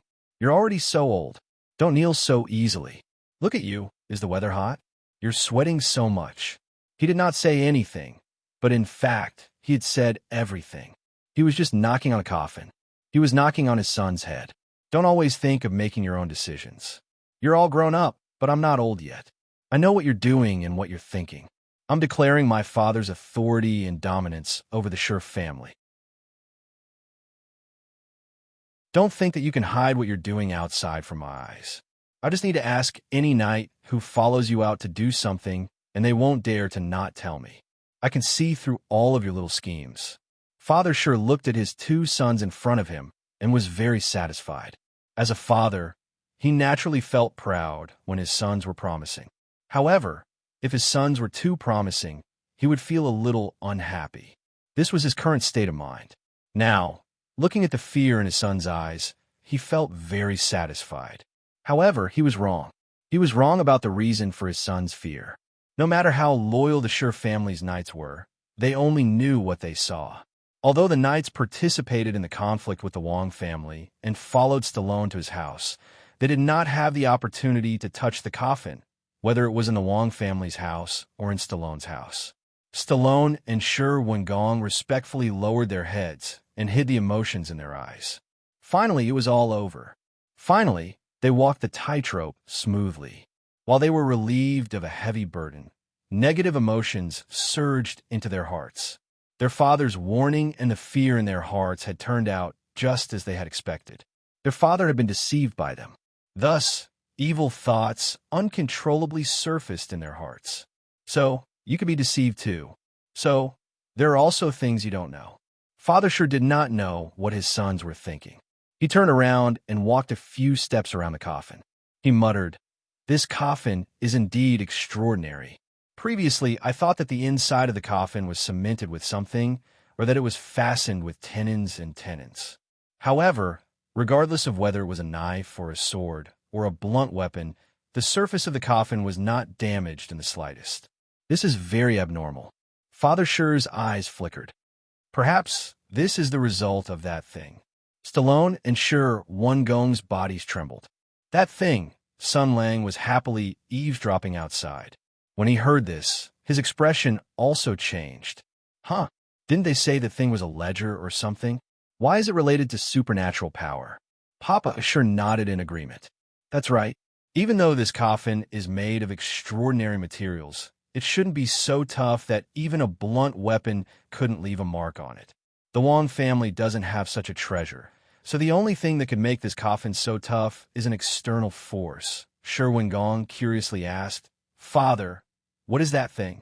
However, Father Sher's sense of secrecy was very strong. He glared at his son. This is not something you should know. Don't ask and don't say too much. This is a very important matter. The Sher family is not qualified to know the inside story. The less you know, the longer you can live. Sun Lang's expression became even more playful. So mysterious. What the hell is this? He learned about the existence of that thing from the Sher brothers. Combined with what he found in the Wong family, Wong Rin's study was repeatedly searched. He realized that that thing seemed to be the key to Wong Rin's death. It might even be the key to Wang Shifeng's disappearance. After all, many people were looking for it. It was obvious that it was very important. Since it was so important, it was best to have it in his hands. When he asked the Sher brothers, they did not know much about it. The person who had the most right to speak was undoubtedly Wang Zixing. However, when Sun Lang went back, he found that Wang Zixing had already gone to the Rongwa residence. When he went to the Rongwa residence, he found that the acting head of the Wang family had died in the East Garden of the Jia family. His death was also surrounded by many mysteries.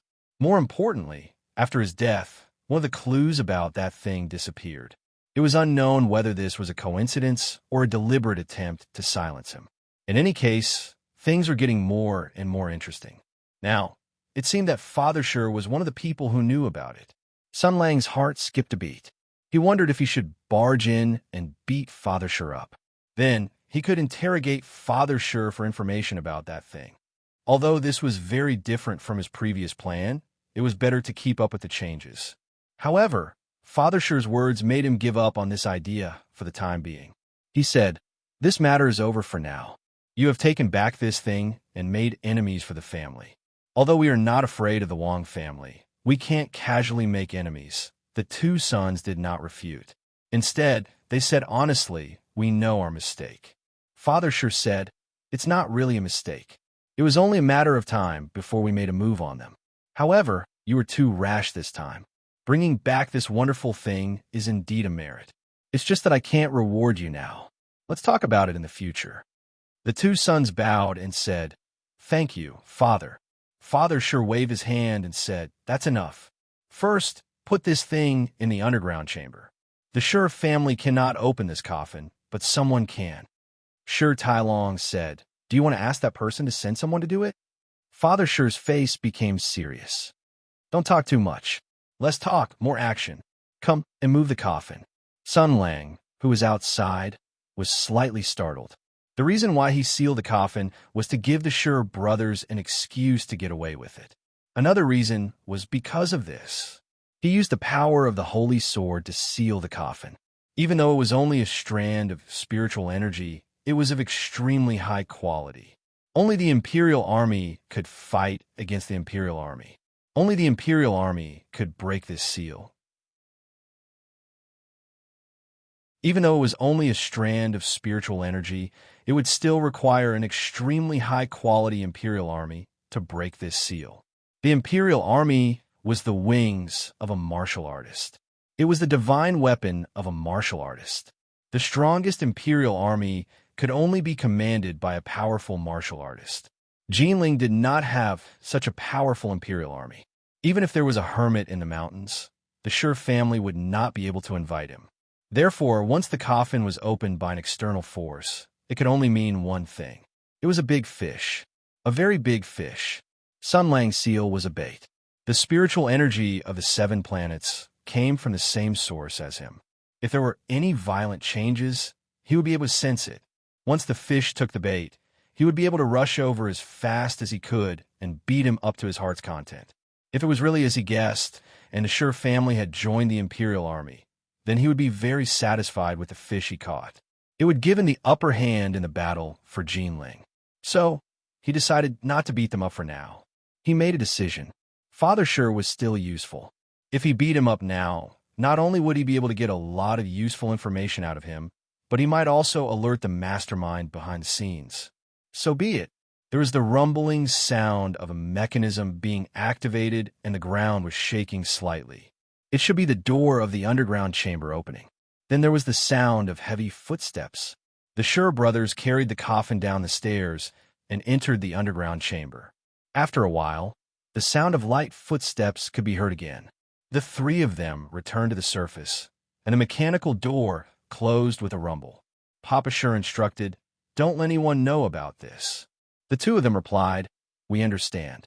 Then Sherwin Gong asked, "Father, if the Wong family comes..." Father Sure waved his hand and said domineeringly, "Ever since Prince Tang's death, the Wong family has been in a mess." Wong Zixing was able to become the acting head of the family not because he was talented, but because his branch of the family wouldn't harm the interests of the other branches. This Prince Zixing is good at poetry, but it will be difficult for him to become the head of the family. If he dares to come and cause trouble, I will deal with him. Sure Tai-Long said slowly, "The coffin can't be opened. Maybe the Wong family knows something." Father Sure was startled and thought for a moment. Then he shook his head and said, No, it's one thing to humiliate the Wong family, but it's another thing to capture Wong Zixing and interrogate him. We can't be too ruthless. After all, Wong Zixing's martial arts are not weak. If we can't capture him and expose us, things will become very troublesome. The Sure family will become the target of public criticism. Although he said so, he was obviously moved by Sure Tai-Long's suggestion. However, he rejected it with great willpower. Too much is as bad as too little. A decision-maker must have a sense of moderation. He patted his two sons on the shoulder and said, "You did a good job today. Go back and rest. Leave this matter to me. You don't have to worry about it anymore." Since their father said so, the two of them couldn't say anything more. So, the three of them pushed the door open and left.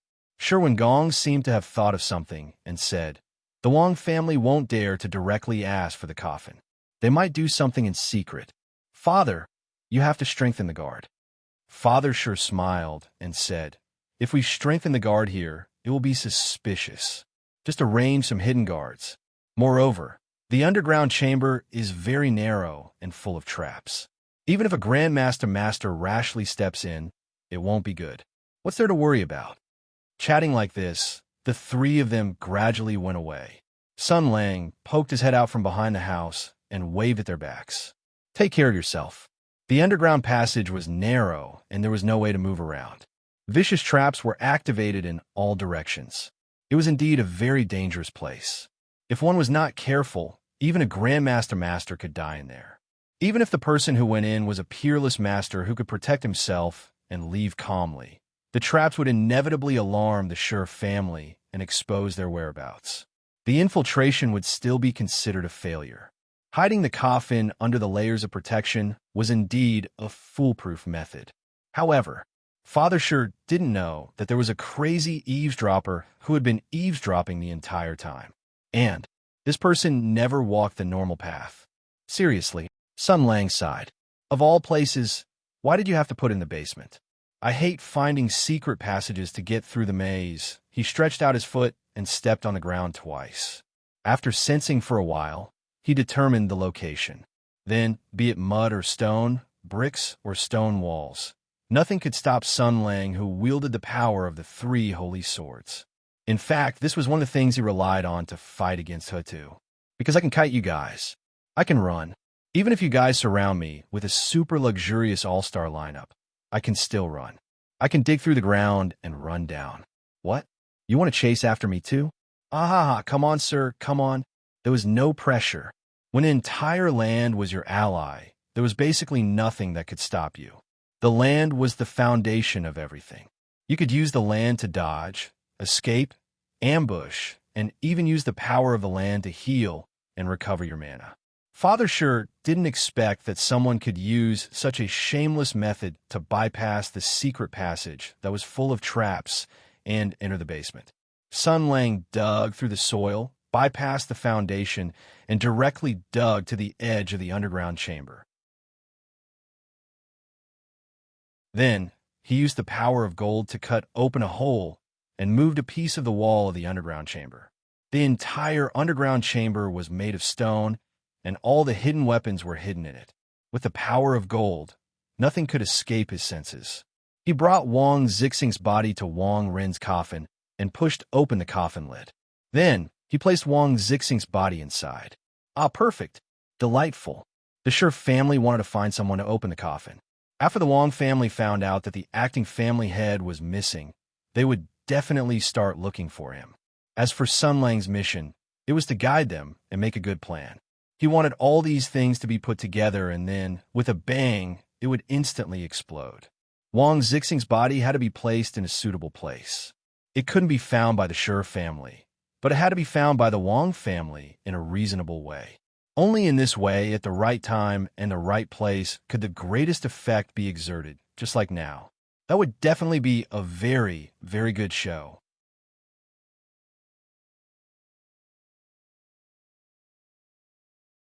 Chapter 751. He put Wang Wangxing's body in place, closed the coffin, and sealed it again.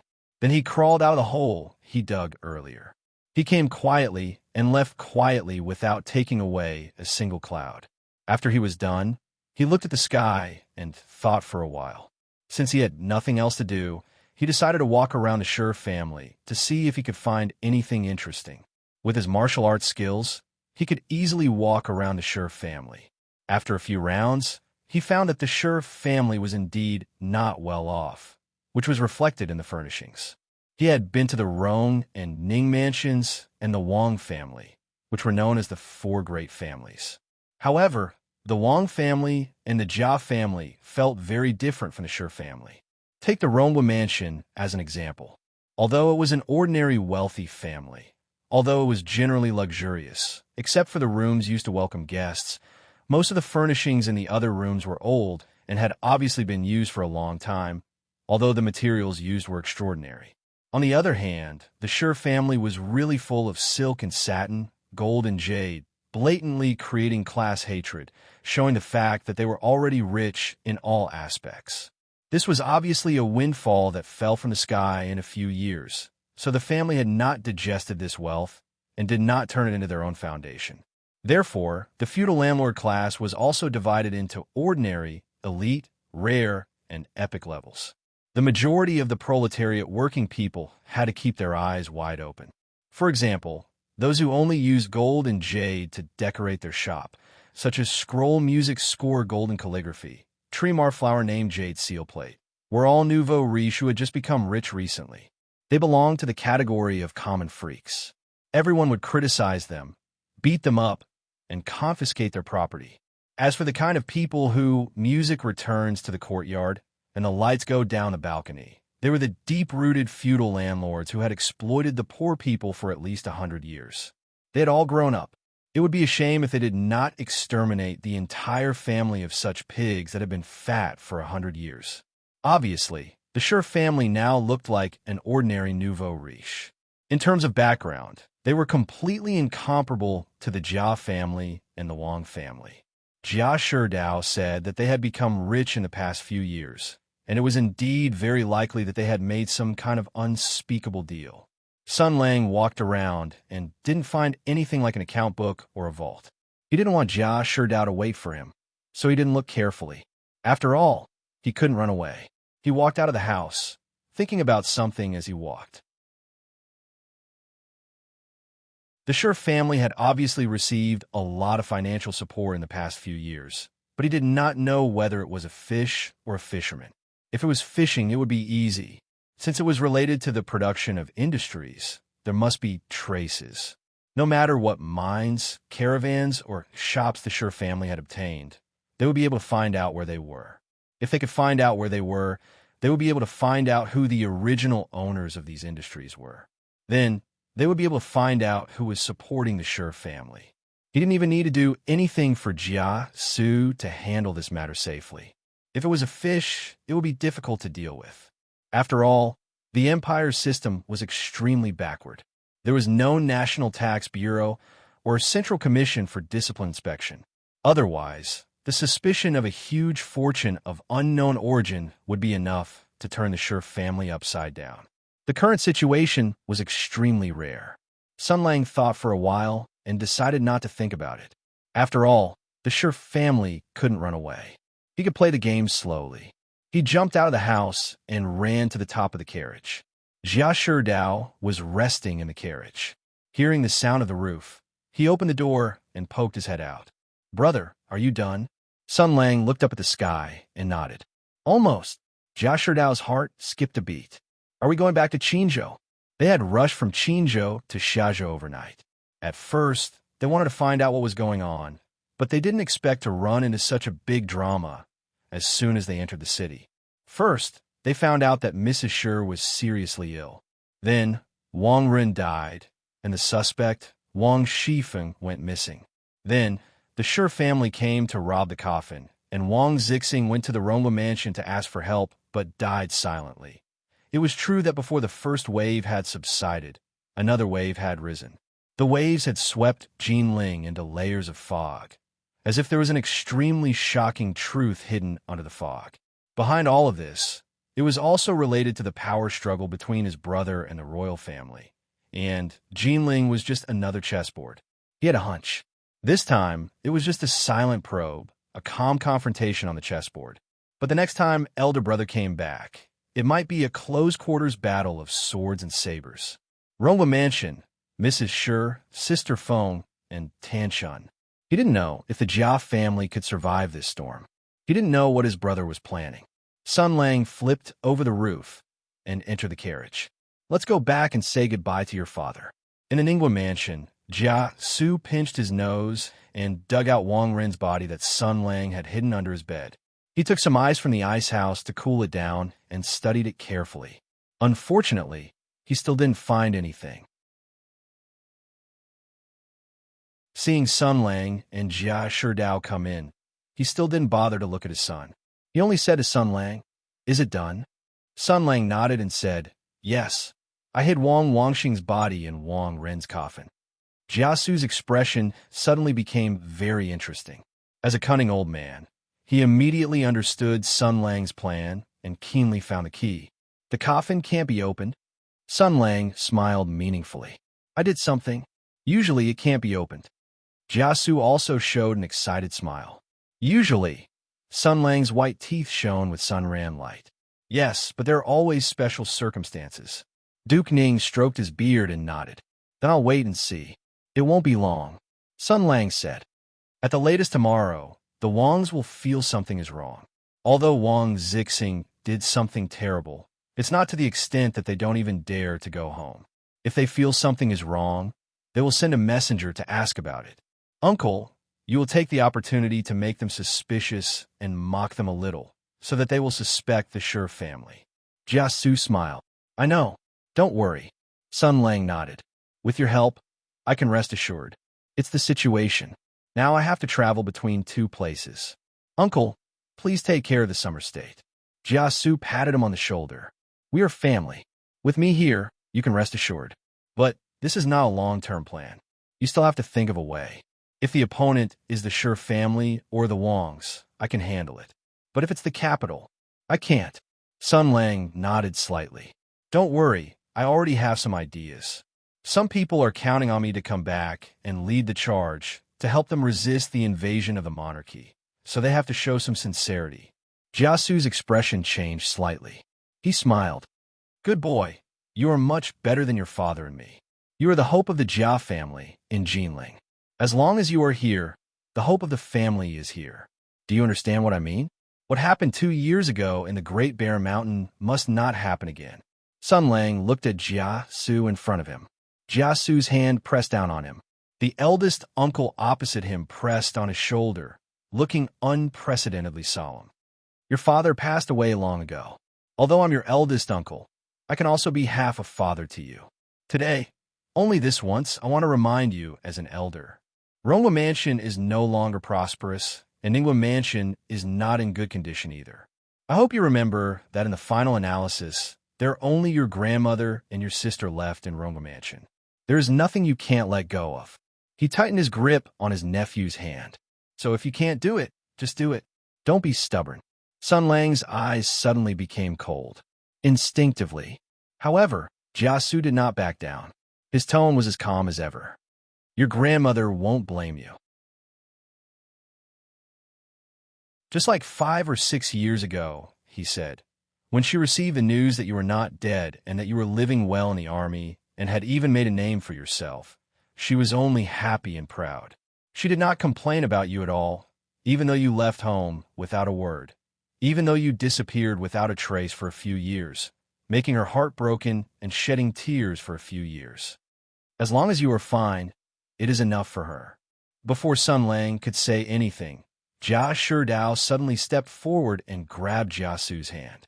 He looked into his father's eyes and said, "My brother has his own ideas. Father, don't say anything." This bold move was almost rude. Jiasu was shocked and then felt angry. He said coldly, "You have no right to speak." What surprised him even more was that Jia Shidao seemed to have eaten a leopard's guts today. He even retorted back, "There are some things that my brother can't say, so I can only say it for him." Jiasu was furious. How could this son of AB*TCH say that? He used to hate his son for being so obsequious in front of him. He did not dare to say or fart, and he was very wishy-washy. Now that he was being so straightforward, he was even more annoyed. After all, his son's behavior was almost challenging his father's authority. The most important question was, are you F***king standing up for your cousin and talking back to me? What the F***ck? Does your cousin need you to speak for him? Does he not have a mouth? Is he very shy? Does he respect me as an elder? He even dares to talk back to the emperor. What else does he not dare to do? In short, Jiasu was confused, angry, and inexplicably jealous at the moment.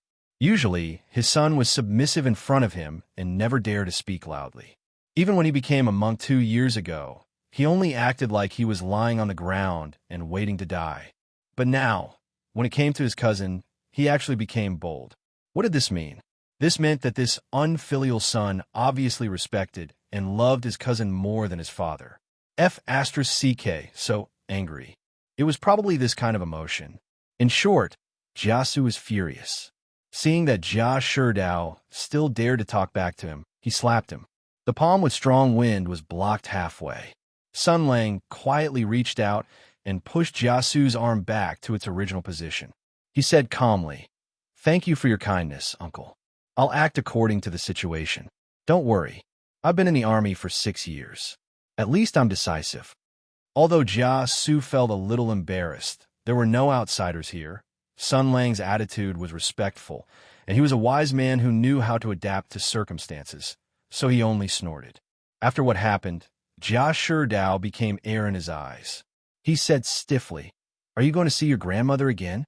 Sun Lang shook his head slowly. "Why do you have to mess with people's hearts?" Jiasu sighed. "Then I won't say more. It's late. You should go." Sun Lang said lightly, "We'll be back as soon as possible. Take care, uncle." He cupped his hands and walked out. Jia Shidao glanced at his father and found that his father was standing with his hands behind his back, looking up at the sky. He felt wronged, gritted his teeth, and turned to leave. From the beginning to the end, Jiasu didn't say anything, nor did he stop his rude son. He just looked at Jia Shidao's back as he walked away, and his eyes became more and more uncertain. Something was wrong. After the anger of being offended by his son's rude attitude subsided, his intuition as a wise man discovered that there was a problem. If there was an abnormality, then there must be a demon. His son's personality had not changed. He was still so submissive to the point of being almost cowardly. But why was his reaction so big when it concerned his elder brother? No matter how much he loved and respected his cousin, but they were family, and there was no need for him to speak in a foreign language. What was there to be excited about? As soon as he was born, it started to grow. Smart people were suspicious, curious, and had the ability to get to the bottom of things. Jiasu closed his eyes, and the previous memories surfaced in his mind. Every time the three of them met, he recalled his son's behavior and expression. The more he thought about it, the weirder his expression became. What was going on? He recalled the previous situation. Every time he talked to his nephew, his unfilial son would look inexplicably nervous. When they talked about the old lady and the others who were guarding the Ronwa mansion alone, and when they talked about his nephew's irresponsibility of not hearing from him for 2 years, and when they talked about his nephew in a roundabout way, this unfilial son would be even more nervous. Sometimes, he would even interrupt the conversation. Not just now. There had been similar situations before. However, going back to a few years ago, during the Great War Tianyuan, he had met this nephew of his who had undergone tremendous changes because of military affairs. He had also taught him as an elder and even reprimanded him for leaving home without permission and not contacting him for 3 years. At that time, this unfilial son was also there, but he stood obediently beside his elder brother to be reprimanded, instead of rebelling against his superior like he was now. What was going on? What happened? Jiasu frowned. The more he thought about it, the stranger it became. But even though he was astonishingly intelligent and could read people's minds, he still could not find a reasonable explanation for this matter. Is there some inside story that I don't know about? Jiasu could not figure out. This doubt lay across his mind like 100 claws scratching his heart, and he cared very much about it. Moreover, a seed of doubt had been planted in his heart. On this side, Sun Lang and Jia Sherdao had already left the Ningbo mansion. The sun had set in the west, but it was not dusk yet. Sun Lang glanced in the direction of the Rongbo mansion and said lightly, "Let's go." Just like the route they took when they entered the city, they rode out of the city and summoned the seraph in the secluded mountains in case someone saw them. After all, that thing was too eye-catching. To think that I even gave you spiritual guidance and fed you a few big bowls of rotten chicken soup. Why is your relationship with your father getting worse and worse? Riding on the horse, Sun Lang said to his brother, "Also, what were you doing just now? Do I need you to stand up for me? I didn't say anything before, which means that I can hold it in. If I couldn't hold it in, I would have hit your father directly. Why do you need to worry about me?" Jia Sherdao glanced at Sun Lang and did not say anything, but his eyes were full of grief. "You didn't see the way your father glared at you. I think your father even wants to attack you." Sun Lang pretended not to see it. "And you're showing signs of turning from a weakling to an awkward one." Jia Sherdao did not quite understand this kind of slang. After all, even if Sun Lang was a troublemaker, he had a bottom line, which was that he would never spread the word gay and gay, so his brother did not understand slang like top and bottom at all. He sighed. "I don't want it to be like this, then follow my advice. Go hug your father and shout Dai Di, I love you." Sun Lang's saliva flew everywhere as he said, "Let me tell you, this method is very popular in my hometown. From the school to the experts, children are encouraged to loudly express their love for their parents. It is said that this method came from abroad. Foreigners have been doing this since they were young. Think about it. The moon in foreign countries is more round, so the things of foreigners are naturally better." Jia Sherdao curled his lips. Anyone who had been with his brother for a few years would usually automatically learn a certain skill called information filtering, which was to automatically distinguish what could and could not be trusted for what his brother said. "Anyway, you and your father can't go on like this," Sun Lang concluded. "You know what? I'll think of a way to create an opportunity for you later." Jia Sherdao was instantly alert. He immediately rejected it. "Let's not do that. This is just a private matter. We can do it at any time. Brother, you gotta do big things. You can't let private matters get in the way of public duties." Sun Lang said seriously, "You're wrong. When doing big things, internal unity is very important. Your harmonious relationship with your father may help my big things to go smoothly." Jia Sherdao naturally did not believe it. It was up to you to believe it or not. The two chatted as they left Jinling, mainly about Sun Lang's one-sided information bombardment and mental pollution on Jia Sherdao. After leaving Jinling, they came to another town, sent horses, and walked to a nearby barren mountain as the landing site of the Seraph. The last time he was on this thing was last night. Jia Sherdao was tied to the bomb rack and was exposed to the cold wind all night. Now that he saw the mighty and majestic body descending from the sky, the fear of being confined last night arose spontaneously. He laughed dryly and tried to negotiate with his merciful brother to let him into the cockpit to avoid the cold. As expected, the negotiation ended in failure. Sun Lang then explained to him how he could automatically activate his inner strength to resist the cold and thus train his inner strength. Xiao Longnu and Yang Wu both practiced this way. Sun Lang felt that the effect was much better than the chilled jade bed. Of course, he did not say the latter part because it felt too gay. Later on, Yang Wu and Xiao Longnu did not use the frost jade bed anymore. Instead, they took off their clothes and practiced in the wild. You don't want to be tied to the bomb rack to practice, but you want to squeeze into the cockpit with your brother. What do you want to do? Too gay. Just thinking about it makes me want to beat up my brother. Brother, why are you hitting me again? Accompanied by such a scream, Jia Sherdao was tied to the bomb rack again. The huge seraph shot into the sky, shooting a dazzling stream of light in the northwest direction. The reconnaissance trip in Jinling came to an end, and the preparation for the second round was about to begin. It was still daytime, so the speed was much faster than at night. When the seraph returned to the Bai Castle, the sky had just darkened. The huge war machine slowly landed on the tarmac of the Jinjian Garden. Sun Lang jumped out of the cockpit and dragged Jia Sherdao, who was tied to the bomb rack, to his side. Then his body flashed, and the shadows of his palms fluttered, constantly patting the acupuncture points all over his body. Jia Sherdao still received a lot of training during this voyage. He even encountered a few air currents head-on and was almost frozen into Arthas. It was all thanks to his primordial qi cultivation and resistance against the cold. Even so, it wasn't a good feeling. He consumed a lot of his internal energy, and his whole body was almost frozen. However, the risk and the reward were equal. At first, he was shivering, and there were still ice shards on his eyebrows. His breath was cold, but with Sun Lang's patting, Jia Sherdao's pale face slowly turned red. His eyebrows were glowing, and his hands and feet were relaxed. His whole body was warm, as if he was in a comfortable bath. The sound of footsteps could be heard from afar.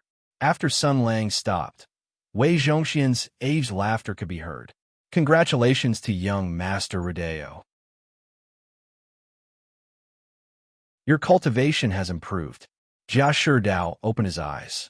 Even though he was very comfortable now, he still had lingering fears when he thought of what he had suffered before. Hearing this, he lazily rolled his eyes. You can also try. Wei Zhongxian laughed. I'm old. I've already practiced enough martial arts. Meaning that only a rookie like you would need such a simple, violent, and fast cultivation method. Sun Lang clapped his hands and asked Wei Zhongxian, "Where's Wang Wuan?" The old eunuch replied. He heard that the master was back. He's packing up. Sun Lang sneered. Packing up? He's the general of Qinzhou. What's there to pack up after staying in the Bai Castle for one night? Maybe he's too happy to stay here and doesn't want to leave, but he can't bring himself to do it. He's taking his time, waiting for me to ask him to stay. Wei Zhongxian smiled and said, This old servant thinks so too. Sun Lang nodded. Then I'll reluctantly make a trip there. The old eunuch said, Master, please. Jia Sherdao, who was cultivating, heard this and rolled his eyes. These two shameless people.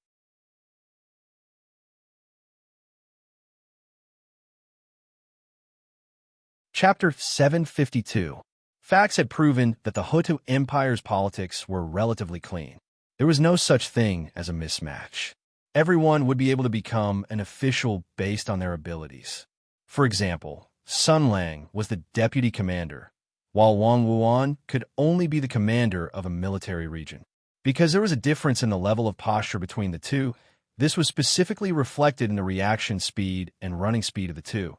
General Wang immediately ran after realizing that Sun Lang had returned, but he was still blocked by Sun Lang. He was obviously still too simple. First of all, General Wang was sitting in the middle of the hall when he vaguely heard a faint buzzing sound coming from the sky. He leaped up to the roof to take a look, but didn't see anything strange. Instead, he saw the old eunuch Wei Zhongxian hurrying in the direction of a show sword garden. Thus, he knew in his heart that the enigmatic Marshal Jia had most likely returned. This Wang Wuan was a neutral party. He was even better at concealing his strength than Qi Guanyin. Qi Guanyin had at least hugged the emperor's concubine's thigh before, but Wang Wuan didn't care about anyone else. He wholeheartedly protected Qin province for the empire and turned a blind eye to the olive branches that the other princes threw over. He was the kind of official who said, "No matter who the emperor is, I will only support the person sitting on the throne." Such a smart person would never express his political views, much less stand on any side. This time, he had been dragged to the platform by Sun Lang because he had no choice. In his heart, he really didn't want to have anything to do with this unpredictable marshal. Thus, after the other party returned, he didn't even want to meet face to face. He went back to his room to grab his weapon and military books, called for his personal guards, and was about to leave. But he still failed. The Bai clan fort occupied a large area, and Wei Zhongxian was meticulous in his work. He arranged the most luxurious courtyard for the Honorable Grand General Wang. Of course, the most luxurious courtyard had to be near the center of the Bai clan fort. In other words, it was very far from the main gate. No matter how hard Grand General Wang tried, he was still blocked just before he could escape. As soon as he stepped out of a drooping flower gate, his heart instinctively palpitated. A fierce wind blew beside him. Before he came, the sound came first, and a barble-like laughter came first. "I'm late. I didn't receive a guess from afar." Wang Wan barely suppressed the urge to roll his eyes. He was slightly sad to find that his decades of self-control were showing signs of breaking down in front of the marshal. He wanted to hit someone. He really wanted to hit someone. Sun Lang rushed over and grabbed General Wang's right arm. With a face full of surprise, he asked, "Brother Wang, when did you arrive?" "You didn't even tell me. Come in, please. Please come in. Treat your mother, you shameless bastard." I want to leave." General Wang was very clear about Sun Lang's plan. He almost cursed out loud. He took a deep breath and calmed down his anger. I can't be angry. He wants to provoke me. I can't let him get what he wants. I can't follow his plan. I have to calm down. Calm down. Wang Wuan calmed down and then sneered, "Marshal, you're too boring. We had a good agreement before. Now that you're back, please let a lowly general leave. Qinzhou is busy with military affairs. Military affairs are important for the country. I should go back and deal with the backlog of affairs." Sun Lang smiled and said, "Old Wang, oh, that's not right.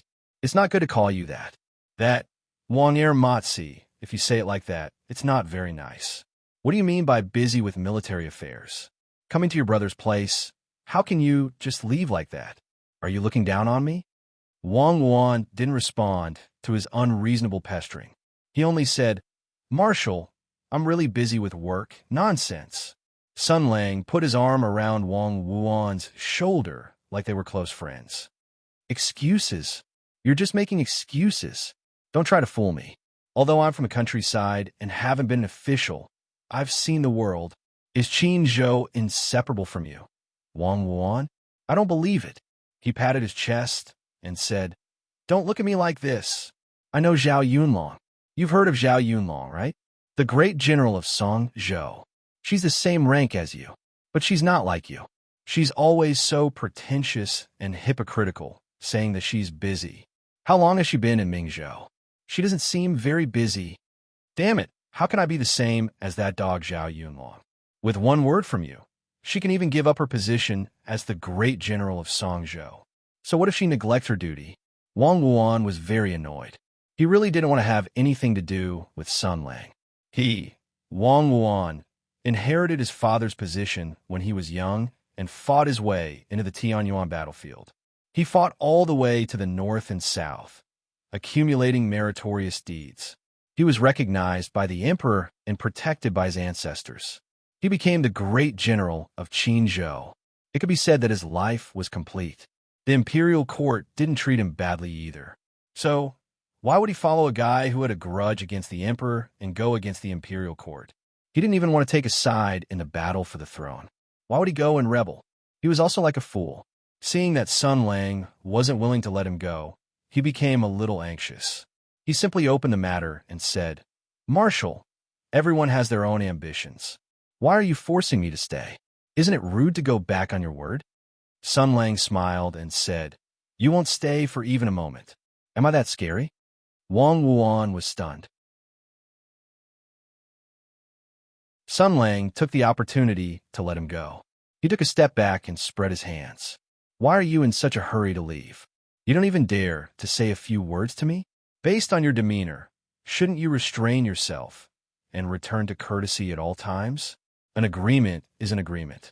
But after you found out that I was back, shouldn't you wait for me to come, then hand over the matter and explain the situation to me before you leave?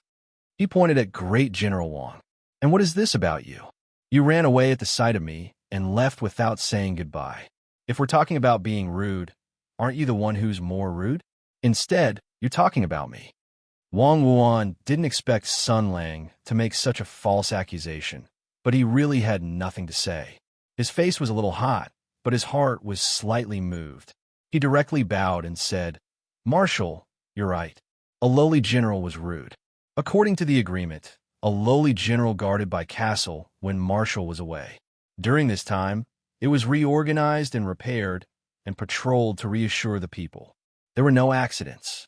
Since Marshal is back, I'll hand over the matter immediately. Qinzhou is busy with official business, so forgive a lowly general for not staying. After he finished speaking, he added, A lowly general was indeed rude before. Please forgive me. Since you said that I was rude and that I should be like this, then I'll do as you said. After I apologize, I'll openly say goodbye to you. Then you won't have anything to say, right? Unfortunately, he completely underestimated the marshal's tricks and flirtatiousness. Sun Lang glanced at him and said with a smile, You're too insincere. Your words and actions were rude, and you were rude to your superior.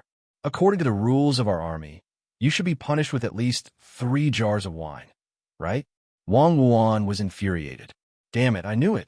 But in the next moment, he saw Sun Lang waving his hand. I'm just kidding.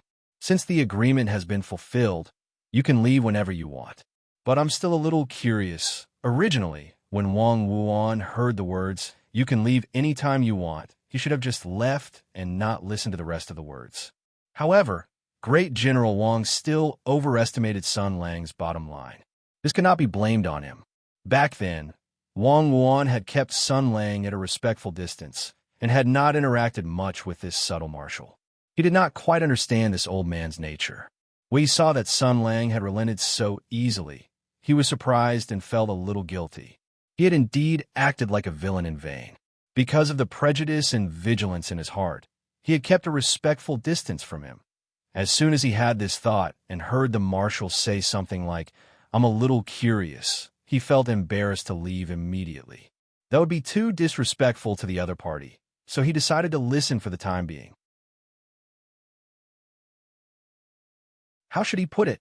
Although this decision was not very wise, it was definitely not stupid, because General Wang Wuan would never have thought that if he had chosen to leave immediately instead of listening, Sun Lang would have beaten him up with reasons like, Can't you King listen to me? I've already said that I'll let you go, but you still don't give me any face. You're King asking for a beating. Then he would fall into another trap. In the end, he would still be tied to his own chariot. In comparison, at least the current trap was gentler. General Wang did not know that Sun Lang had already prepared for both Plan A and Plan B in front of him. He felt a little guilty and took the initiative to ask, Curious? Sun Lang sighed. He looked up at the night sky at a 45-degree angle. His eyes were a little melancholy. Yes, I'm curious. I'm really curious. Why are you so guarded against me? He lowered his head, looked at the general, and smiled. Not now. It's been like this from the beginning. Wang Wuan was stunned. He smiled bitterly and said, A lowly general is ashamed. Sun Lang shook his head and walked towards the inner part of Bai Castle. After a few steps, he turned around and waved his hand. The wind is strong at night. It's not a good place to talk. Come in. After that, he turned around and continued walking. He did not stop and did not look back. He did not even care if Wang Wuan would follow him. He seemed to be used to being alone. His back looked so lonely in the night wind. General Wang stood there for a moment and hesitated. In the end, he still followed him. Anyway, he said that I can leave if I want to. He won't go back on his words, right? It's not that big of a difference. Poor General Wang. He only saw the lonely figure of the marshal in the night wind. However, he would never have thought that at this moment, the marshal, who was walking alone with his back to him, would hear the footsteps behind him and reveal the distorted face of the city with the words, "The plan has worked," written all over it. The two of them came to a side hall. It was not a big room.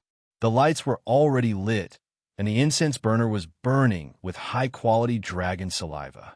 On the table were various exquisite dishes. Wei Zhongxian was standing at the side. The master and servant's eyes met for a moment. There were 2 sets of bowls and chopsticks on the table. It was premeditated. Sun Lang and Wang Wuan sat down. Wei Zhongxian smiled and said, "Enjoy your conversation. I'll take my leave first." The old eunuch closed the door and left. Sun Lang smiled and said, "I used to eat with old Wei. At first, he refused and said that there was a difference in status. I didn't think much of it. A person's status and value are determined by what he does, not by who he eats with." He directly added food to his bowl and spoke as he ate. There was no table etiquette or rules. Just as he said, even if he didn't care about decorum at the table, no one dared to look down on him. After all, this person could overturn the entire country as easily as overturning the table in front of him. Wang Wuan had already eaten dinner and only ate a little. He said politely, "A lowly general has also heard of the rumors that the marshal treats the worthy and doesn't care about trifles. Everyone is very impressed." Sun Lang said lightly, "Impressed? I'm afraid there are even more people who don't care. Once a person has a subjective prejudice, once they look at a person through color glasses, then no matter what the other person does, in their eyes, it's all wrong, all bad, all with ulterior motives." Wang Wuan lowered his head and said, "Previously, it was indeed my fault." Sun Lang waved his hand and said, "I'm not talking about you. I'm talking about the past." The general's expression changed slightly, and his heartbeat sped up. "The past," Sun Lang spoke as he ate. It seemed like a casual conversation at the table, but what he said was enough to shake the entire empire. "At the Great Desolate Mountain, I was stabbed. At first, I was very angry, but after thinking about it, it wasn't strange. It was reasonable and had been planned for a long time. That group of people didn't believe me from the beginning. No matter what I did, in their eyes, I had ulterior motives. The more contributions I made, the more determined they were to kill me. No matter how docile I appeared, in their eyes, I was just hiding my claws and fangs." He sighed and looked at Wang Wuan. "I want to know why." The general couldn't answer this question, or rather, he didn't know how to answer. "This world doesn't belong to the emperor. At least, not all of it," Sun Lang continued. "Otherwise, why did he send us to fight the sky demon? Since the world belongs to the emperor, then he should go kill the sky demon himself. Why should he get all the benefits while we have to bleed and sweat?" This topic was taboo, but it made sense. At least, Wang Wuan didn't think it was easy to refute. He was a top warrior and a peerless general.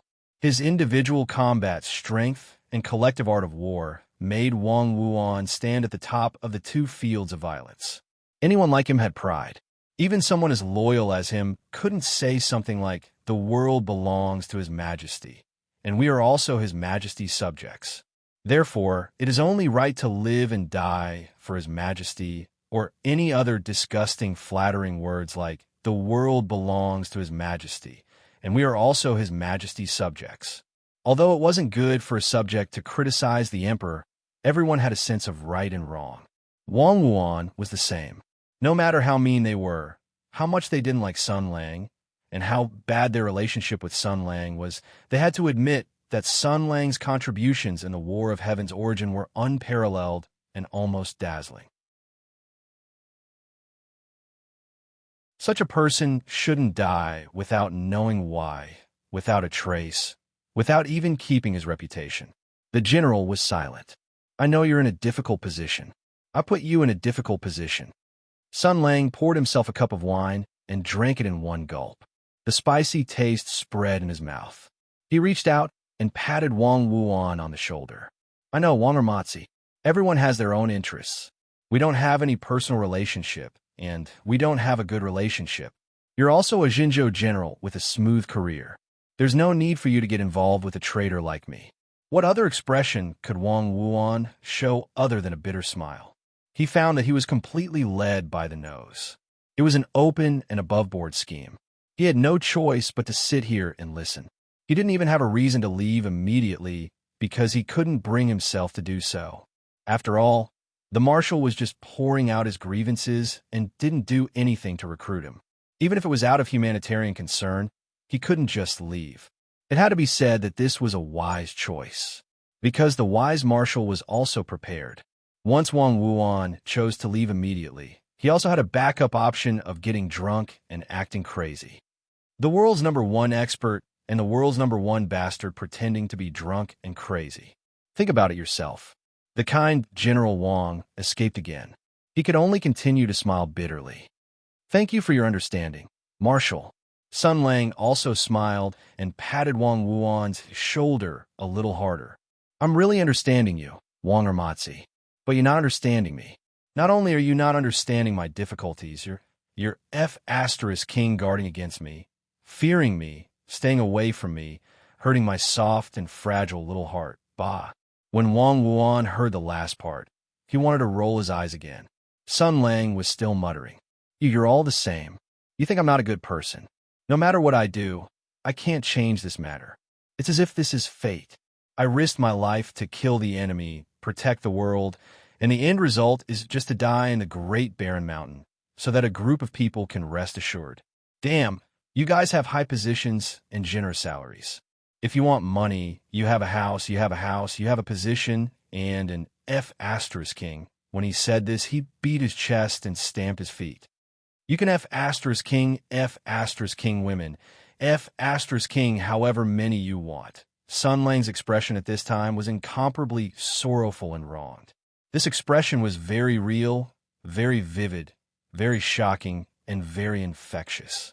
It was to the extent that Wang Wuan suspected that Sun Lang was tricking him. But after seeing this expression, he immediately dispelled this idea. There was no such acting in the world. This undoubtedly came from his true feelings.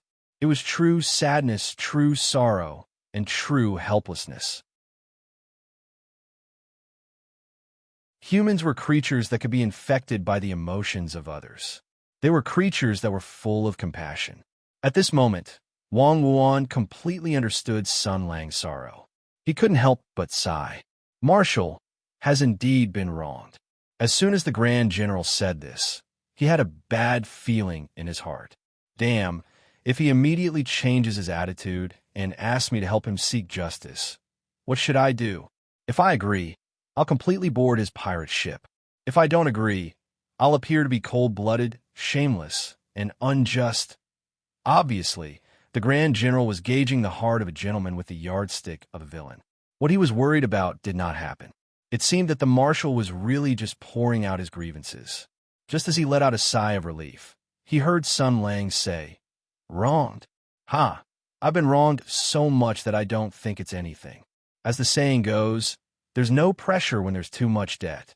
Actually, it doesn't matter, but, he said 3 buts in a row, but there was no buts. He just wanted to say something, but stopped. His face was filled with grief and indignation. Suddenly, he opened the lid of the wine jug and directly poured the wine into his mouth. Wang Wuan was scared witless. He was afraid that this guy would take the opportunity to act crazy. What if he used the alcohol to take out a knife and force me to join him? If I don't comply, he'll beat me and scold me. Afterwards, he'll say that he went crazy because he was drunk. Then wouldn't I suffer a great loss? He tried to stop him. Marshal, drinking is harmful to the body. Drink less, harmful to the body? Why do you still care about this now? Sun Lang suddenly laughed wildly. If there's wine today, I'll drink in the morning. If there's no wine tomorrow, then I'll rebel. The topic changed so quickly. It was too stiff. Why did he want to rebel? The topic changed so stiffly that Wang Wuan was at a loss. He didn't know what to say. He could only advise, "Marshal, calm down, calm down, calm down." Sun Lang stared at him and let out a bleak laugh. The Jia family of Jinling is about to be destroyed. A lonely family in a precarious situation. How can I calm down? How can I calm down? Wang Wuan was shocked. What? Sun Lang stood up and pointed at him. He smiled coldly. What did I say? You've always been on guard against me. You've never trusted me. From the beginning until now, you've never asked me what I found in Summer Province. Wang Wuan was a little guilty. Although he didn't ask Sun Lang about his obligations and necessity, after hearing this, he still felt ashamed. He was completely in Sun Lang's rhythm. If you don't ask, fine, I'll tell you myself. Sun Lang said. Rongwa Mansion. Madam, sure. She's sick in bed. Her vital energy can't continue. The doctor can't diagnose what illness she has, but it seems like she's been poisoned. The second young mistress and housekeeper Wang Shifeng is involved in a murder case, and her whereabouts are unknown. The whole mansion is supported by the third young lady. The head of the Wang family in Jinling died in the Rongwa Mansion. The Shi family is eyeing the Rongwa Mansion covetously and wants to seize the property of the Rongwa Mansion. His words were a mess, which made the situation even more chaotic. His eyes became cold and fierce. Who gave them such courage? Who allowed them to pick a fight? Why did it have to happen at this time? Wang Wuan was shocked. It seems that you also understand the principle of not implicating the wife and children. Sun Lang looked at General Wang and said lightly, Unfortunately, some people don't understand. They're just trying to make me choose. If you go to save the Jia family, the Bai castle will fall. If you stay in a Bai castle, the Jia family will be in trouble. Sun Lang shook his finger. Choose this side, choose that side, choose this side, choose that side. They think that I'll choose. They think that I'll listen to them obediently, just like a few years ago, just like 2 years ago. He said to Wang Wuan, General, tell me, which side should I choose? The general was silent. Sun Lang smiled. I don't want to do this question. With a bang, the dining table was kicked over. Sun Lang suddenly roared, Wei Zhongxian, go and raise my flag. F*King, F*King Emperor. In the next moment, Wang Wuan had already rushed forward and hugged Sun Lang. Marshal, calm down, calm down. You're tuning in to the Warrior Lore YouTube channel. Don't forget to subscribe and join us on this journey to catch the most captivating stories.